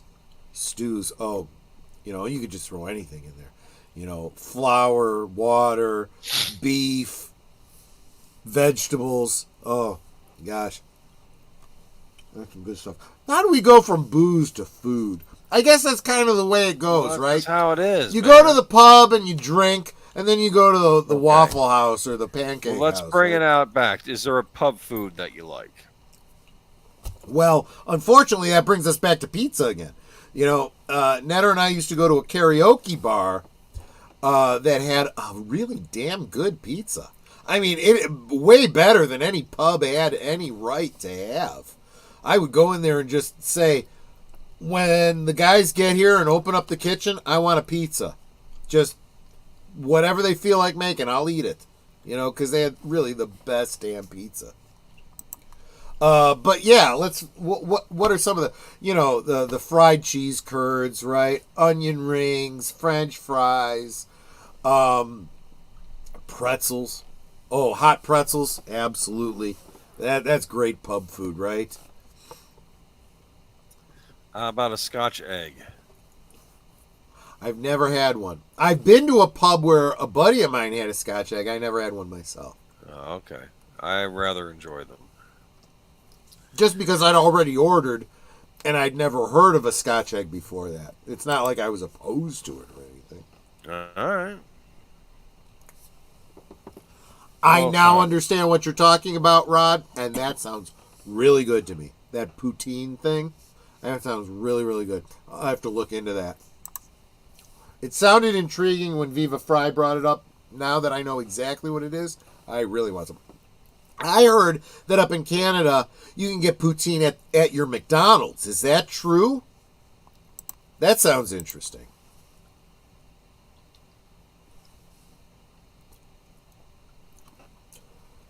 Chicken fried with dried chiles. Okay, that sounds pretty good. Townsend, I know it. Who mostly shows colonial-era American food recipes, replicas of colonial tools and techniques. One thing they have in common, nutmeg, and salt. Yep, on everything. Yep, you're absolutely right. Because you go with what you have, right? Moira, meow, welcome. So good to see you. Wish I could eat Scotch eggs. Allergic to pork. Oh, yeah. Yeah, food allergies, always a concern. Be mindful of those kinds of things. Bit of a booze sponge, too. That's why I brought it to you. You said you had 2 of those brown mumblers. I figured Oh, you'd yeah. probably use one. It was a good night for drink, let me tell you. You know what you should be eating right now? Cotton You're not candy. the first person to call me Tony Moira. I think What you we should say? be eating cotton candy. You should have some cotton candy right now. I That's love all cotton sugar. candy. I love cotton candy. Well, yeah. You can get it in little pouches in the store now, though, the grocery We store. have at the dollar store. Well, $1.05. Well, is it? Now is it's it a $1.25 store. $1.25. Yeah. Oh, thank that's you, great. Bidenomics. Yeah. $1.25. Yeah. Yeah. Or you know what? Maybe you you invest in buying your own what do you call it? Cotton candy maker. You make your Look at own. that, yeah. It's not a bad idea. There's actually I've seen channels. What is it? The King of Random? Yeah. I think it's the King of Random has done like, can you put Jolly Ranchers into Yeah, a absolutely. cotton candy maker? Can you put Sweet Tarts into And they made cotton candy out of it, him and Callie. Some of them are Whoa. better than others. Some of them work better than others. But you know, But what you got to do is you got to crush them into a powder and then put them into the center bit where you would normally put the powdery stuff. yeah. No, it's fine. Everyone does, and especially when you're typing, I'm not gonna hold a typo against anybody. But now I got to tell that story. So my first name, Troy, not very common, right? And people don't realize this, but when you read words, especially names, usually your eyes only read the first and last letter, right? And then they confabulate what's in between based on context. That's how people oftentimes will call Troy, Tony and whatnot, especially in context because of the last name Pacelli, right? You expect it to be an Italian first name. Troy, in fact, is a Gaelic name, not Greek, Gaelic. But so when I was in high school, I went to a state meet for the chess team, and I was after this was my first time there, and after like 3 games of chess, I received a ranking, and I was like second to the last place in state. It was friggin' miserable. I was terrible. And they had misspelled my name. They had done the same thing. They'd put Tony Pacelli. And my teammates thought it was kind of funny because back then this was when Who's the Boss was on air. They were like, "Oh, like Tony Maselli, Tony Pacelli, right?" Mm-hmm. And I'm like, yeah. Well, the coach, the sponsor of our team, saw this and he's like, "Oh, I'll go tell them to change that." I'm like, "Don't you friggin' dare! I'm in second to the last place. I want to be able to look at that and go, who's this Tony Pacelli guy? He sucks." Don't tell them. I don't want them to know. That's funny.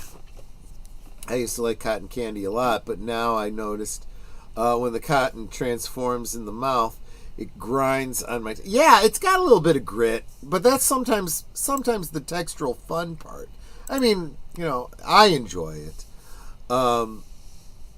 Although we do have cotton candy, we still have the hand-pulled sugar stuff. Oh, yeah, that stuff's good too.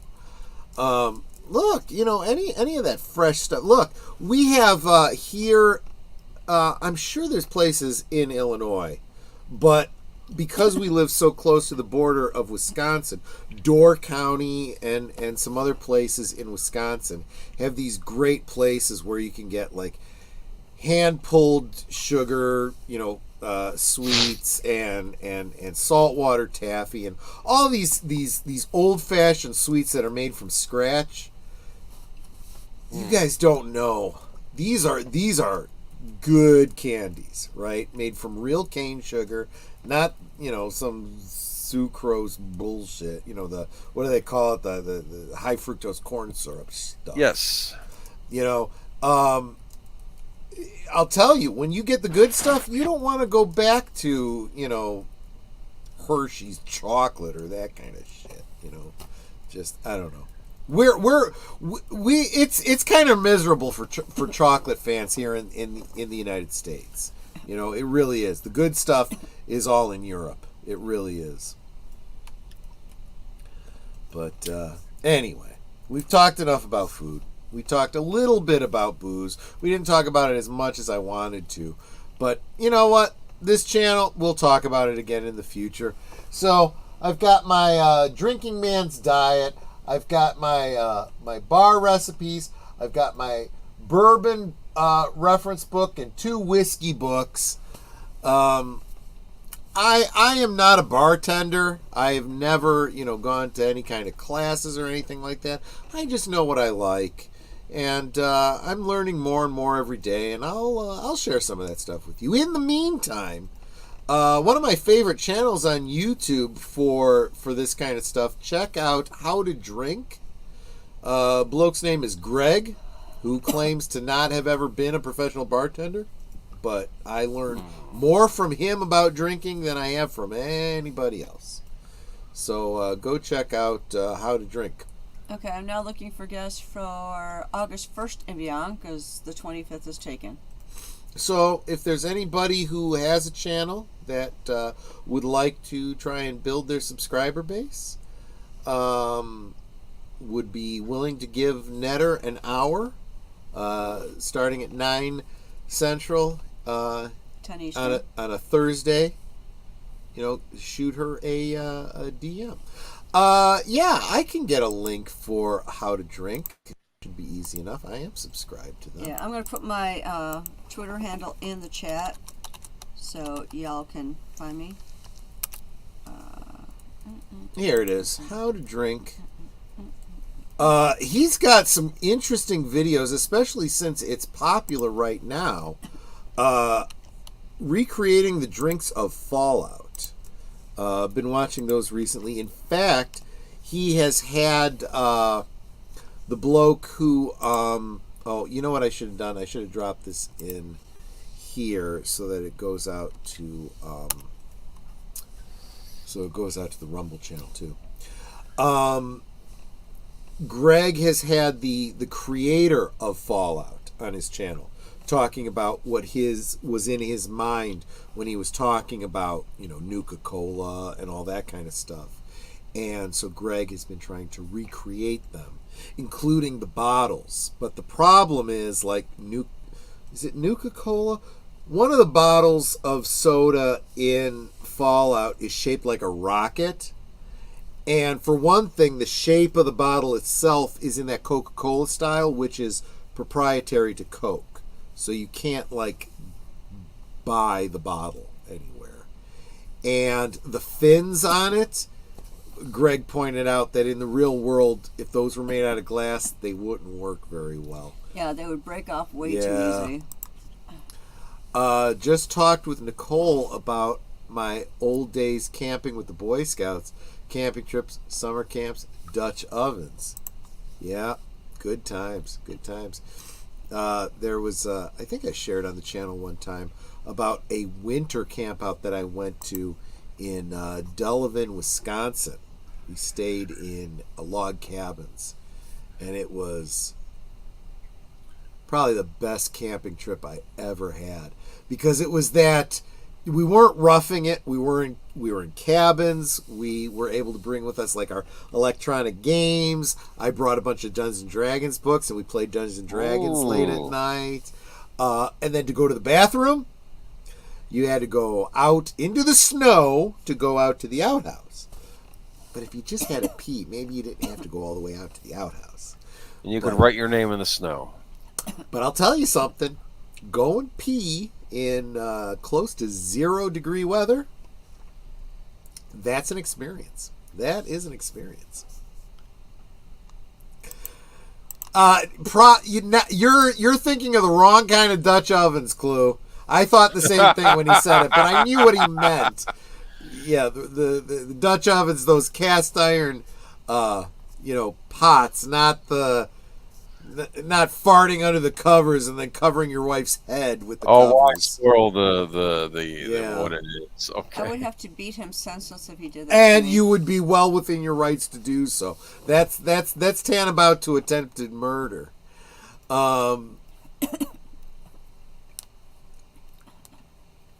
Yeah, I guess I just did that, didn't I? And he's like, just making sure. Yeah, that would have been strange. That would have been strange if that's what they meant. In fact, someone brought up, Townsend on YouTube. He uses Dutch ovens many times, and you'll see him like hang it on the hook and then swivel it over the fire. Can you make Dutch apple pie in a Dutch oven? You bet you can. Oh, you bet you can, and it'd be good too. Are made entirely from cast iron. Have support legs on the bottom. Yeah, 3 or 4 legs. Yeah, and a flat flanged lid. Popular brands include Lodge and Camp Chef. This I didn't know. They are designed to be used with hot charcoal and wood embers. Yeah, absolutely. So you get you're not going to get an even cook if you put it on like a high flame or something like that. What you do is you start your fire and you wait until it gets down to glowing embers, and then you take this cast iron pot and you just put it down right on top of the glowing embers, and you just get to know how long to leave it. Check on it. When it's done, it's done. It's just how it works. Townsend has them with like a big not handle, but like a wire. Yeah, I guess it's a handle, and you can hang it from a hook, and he puts it over a flame.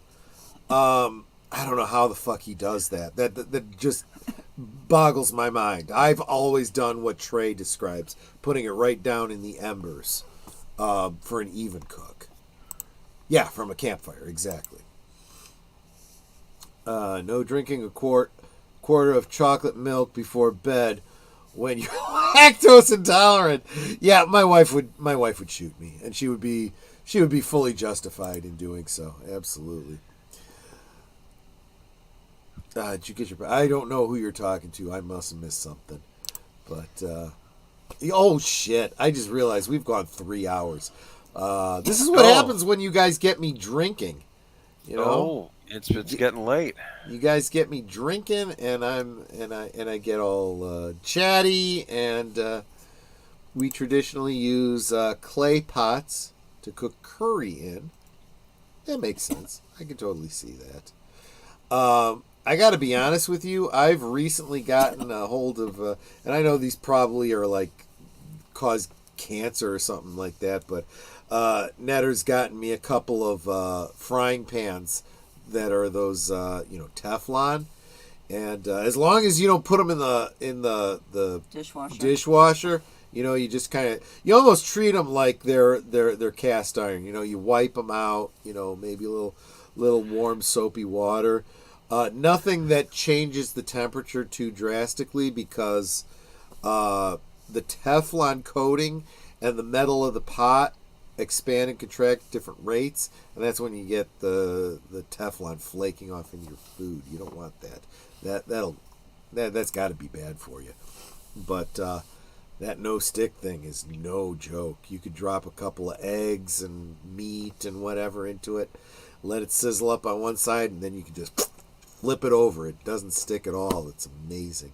It's one of those modern things that, like I said, it's probably killing me, probably causing me the cancer, but it's one of those things that's super, super convenient, and what I don't know, what I don't know might kill me in this case, but who knows. But anyway, I need to start winding this down. I made it through 3 hours without one of you guys saying, I want to hear you sing a Bruce Willis song, and we are all better off for it. I did have one queued up, but I'm glad I didn't have to sing it tonight, because I practiced it once today, and it sounded perfect, and every subsequent time it sounded like shit, and I was like, oh God. But anyway, So that's the stream for tonight. Thank you guys so much for hanging out with me. Thank you all of you that contributed, whether it was in chats or hitting the like, sharing it out. New members, thank you guys so much for joining. Those of you that sent the super chats.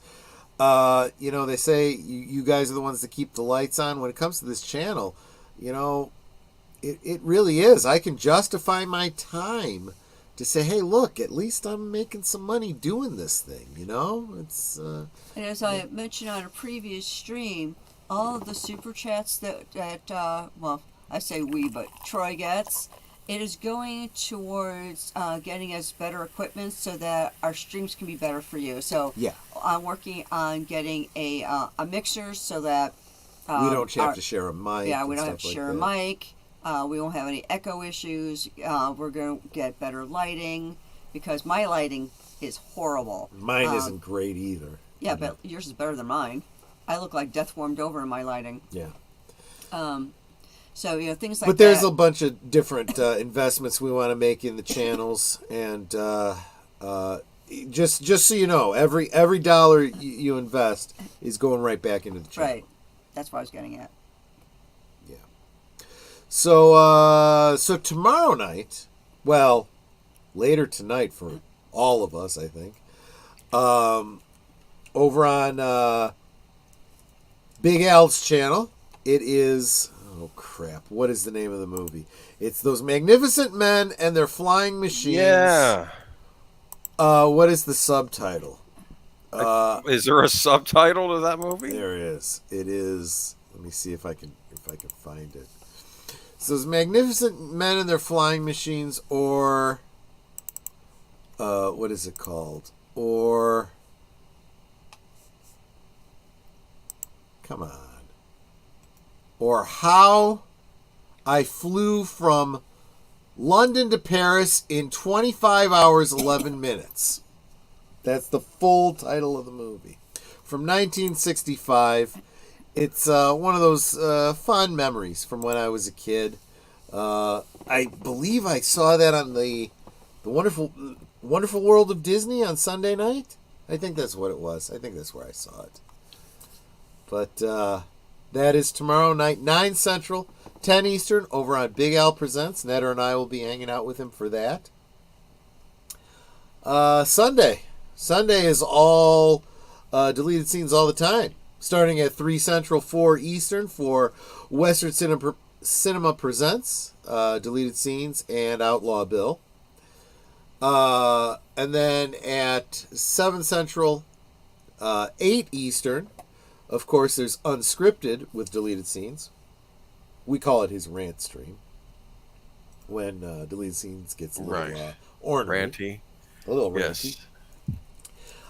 Which leads into, of course, Agent Boomer. What's your show? Geeky Geezers, man. That's the one. I still got to get the notes together with for my tomorrow. co-host right here on the stream here. We're going to be talking about some Drunk Ass Pacelli. Yeah, absolutely. You're talking about some movies coming out, or maybe some game related stuff, or maybe we got a lot of game news. Got a lot of Disney news. Unfortunately, a lot of folks that passed away that either and we need to honor, or that you don't know and should know. So we'll talk about that tomorrow night. Sunday night, 8 Central, 9 Eastern on Agent Boomer's channel, Geeky Geezers. And we'll wind out the weekend late Sunday night over on Deleted Scenes. That's the other side of midnight. That's slightly after midnight on the East Coast, or more around 11 p.m.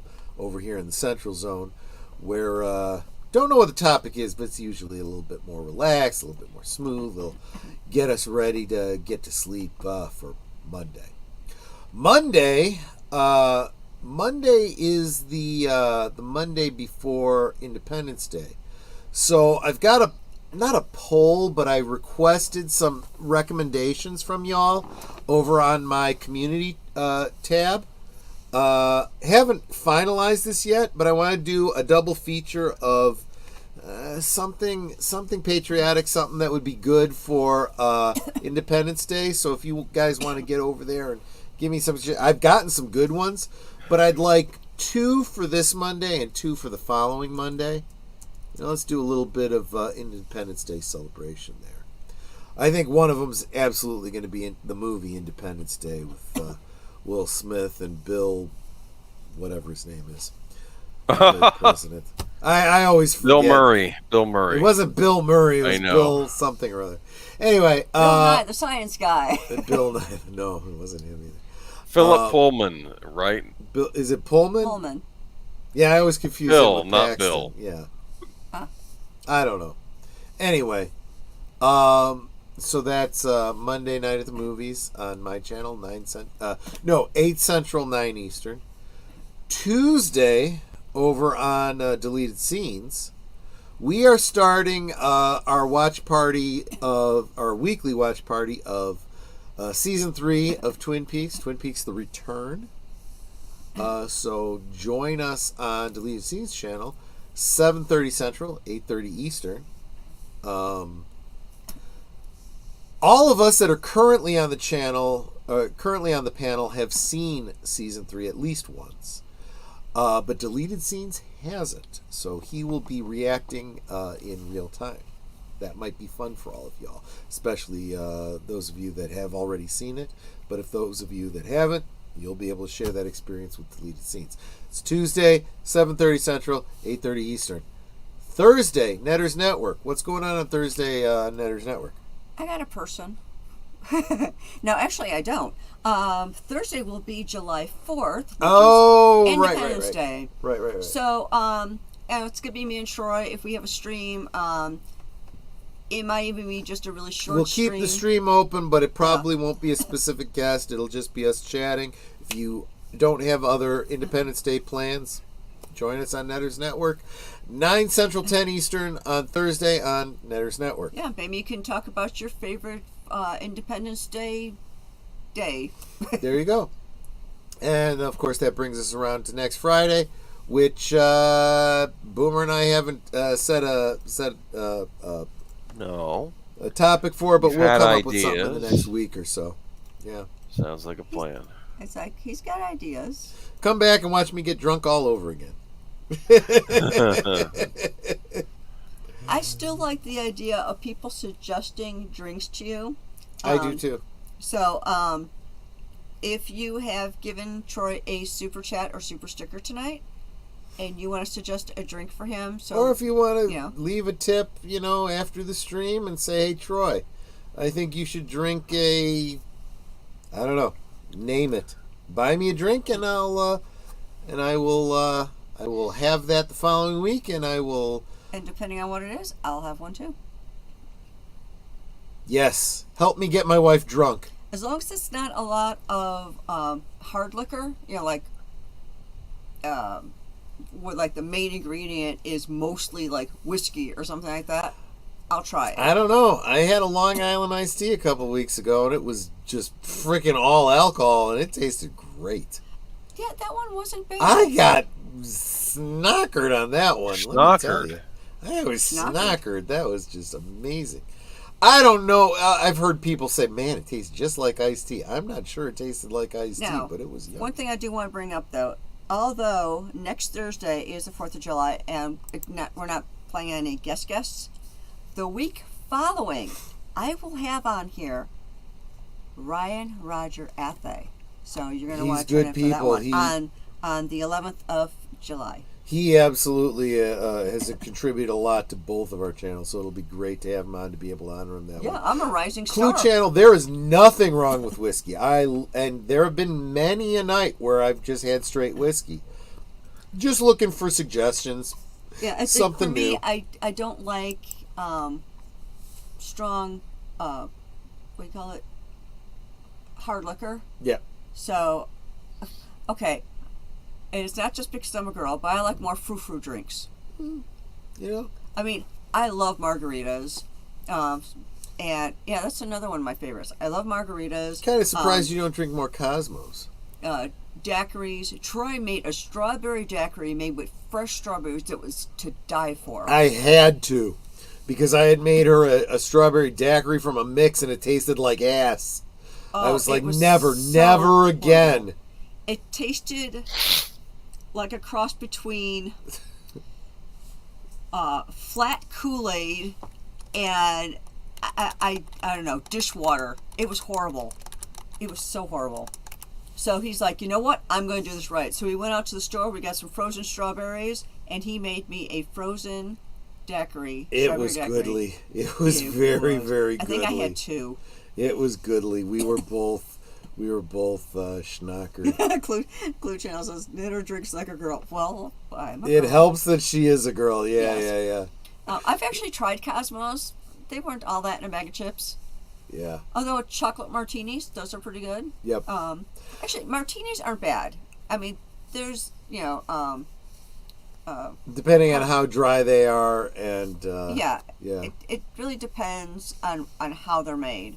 But then again, it's like I said, like chocolate martinis are good. Clue, let me tell you something. We live in an era where men think they can be women and women think they can be men. They think that it's just a state of mind, that there's no difference. Let me tell you something. The reason I like women is because of the difference. Sorry, I just can't get into someone who's got all the same equipment as I do. I got all that stuff. I don't need someone else's. I need the difference. I'm not afraid. I just don't want it. I got my own. We had some gay friends way back when we were first married, and one of them tried to get Troy to watch a gay porn movie. He goes, frankly, I don't know how somebody can look at another guy's hairy butt and see heaven. I mean, I watched it. It just looked painful. I'm like, I don't see what you see in this, guys. It's just ick. It's just a whole lot of ick. You know, he made a great point, though. He's like, well, why is it that straight guys are so into, two women together? You know, a whole area of sex with nothing for the guy to do. I'm like, you just answered your own question. You know, men are visual. Just want to watch. You know, without another dick getting in the way. Just saying. Okay, that's clearly where we need to end the stream. That's how drunk I am. Okay. So Boomer, any last words maybe to get people's minds off the bullshit I was just spewing? I'm just saying, drink what you like. How's that sound? Unless it's absinthe, maybe stay away from absinthe. You were talking about drinks I'd like to try. I do want to try absinthe sometime in the very near future, and I probably will. Especially, when you do the Victorian stuff, you do the steampunk stuff, you got to at least try absinthe once, right? If your genitalia doesn't determine their gender, why do they need surgery? Yeah. Look, Netter and I were kind of talking about this the other night. I said we have some friends that have, for example, gone through gastric bypass surgery. And part of the process of that is you have to take some pretty intense meetings with a psychiatrist.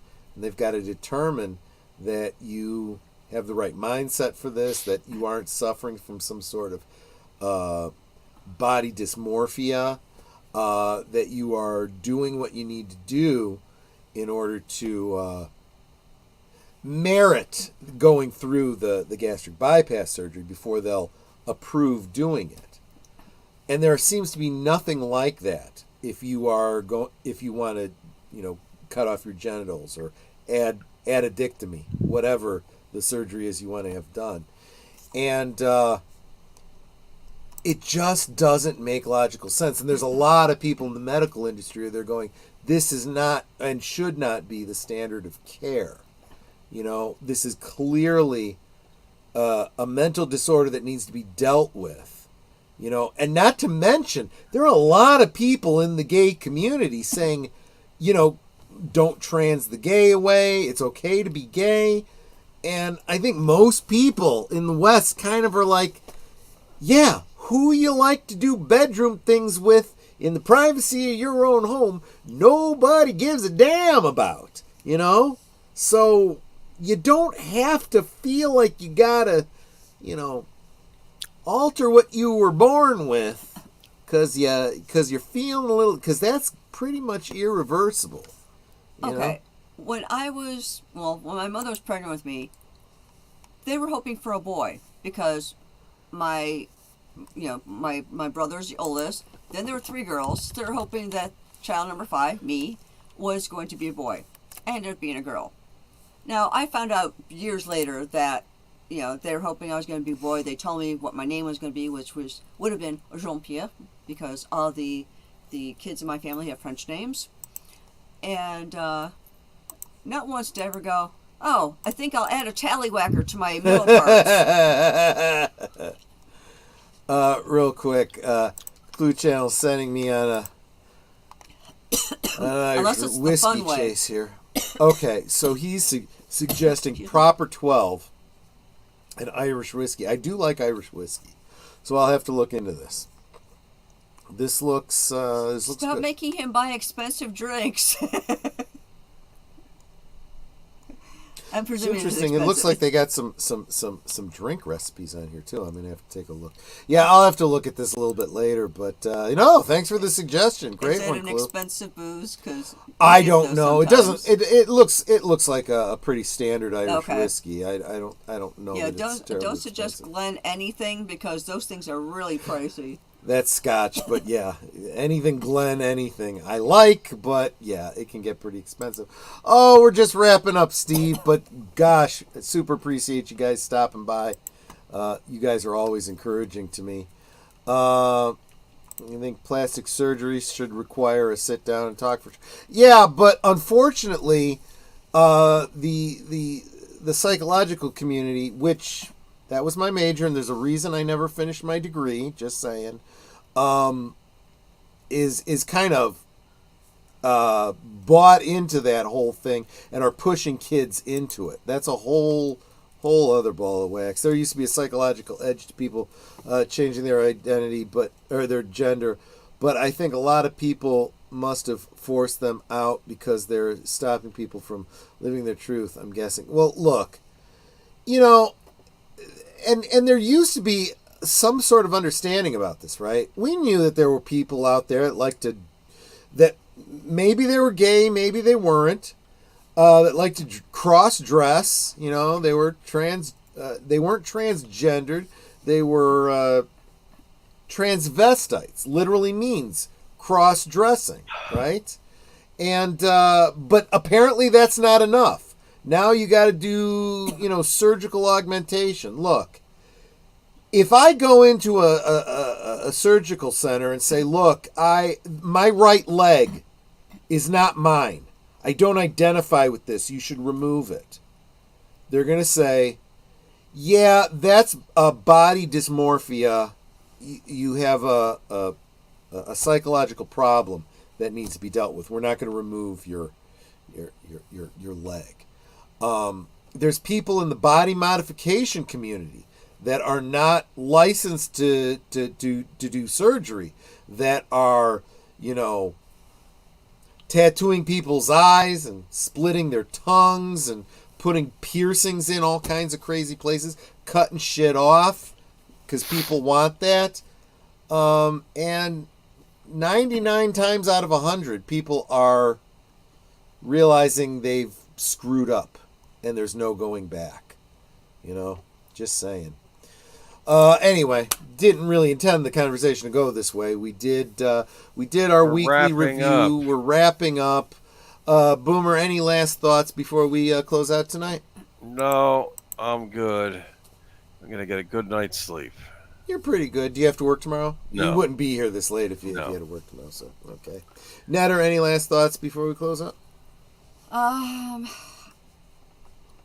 As we mentioned earlier, if anyone's interested in being a guest on Thursday Things, I had put my Twitter DM in the chat.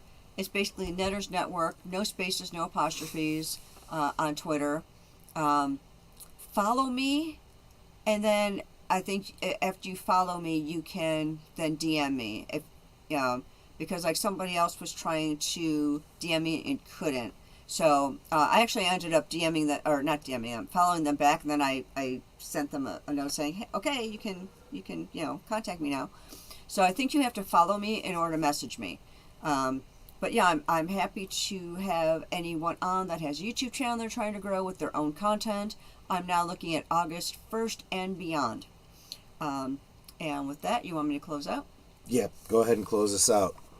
Well, y'all know what I always say. We can talk amongst ourselves, and that's all well, good, and fun. But it's so much more fun when you guys are joining us in the chat. And you're dropping the comments, questions, trivia, being goofy, whatever it may be. And it doesn't feel like we're separated by miles or continents in some cases. Hi, Sashi. Yeah. It feels like we're all hanging out in the same room, enjoying each other's company and having a great time. And you guys, you know you're not just our friends. You are our family. We love you guys, and we appreciate you so very much. You can be anywhere right now, and you're here. That's so encouraging. Not just for us, but for those in the chat, because you're encouraging them as well. And every time I see you guys in our streams, it's like, it just makes me smile. So thank you for being here. Thank you for being a part of our family. And until tomorrow night over on Big Al's channel for our Saturday night rewatch, good night and God bless. Salute, everyone. See you on the next one. Hope to see you on the movie night tomorrow. And take care. Good night, ladies. Good night, sir. Hit it, sweetheart.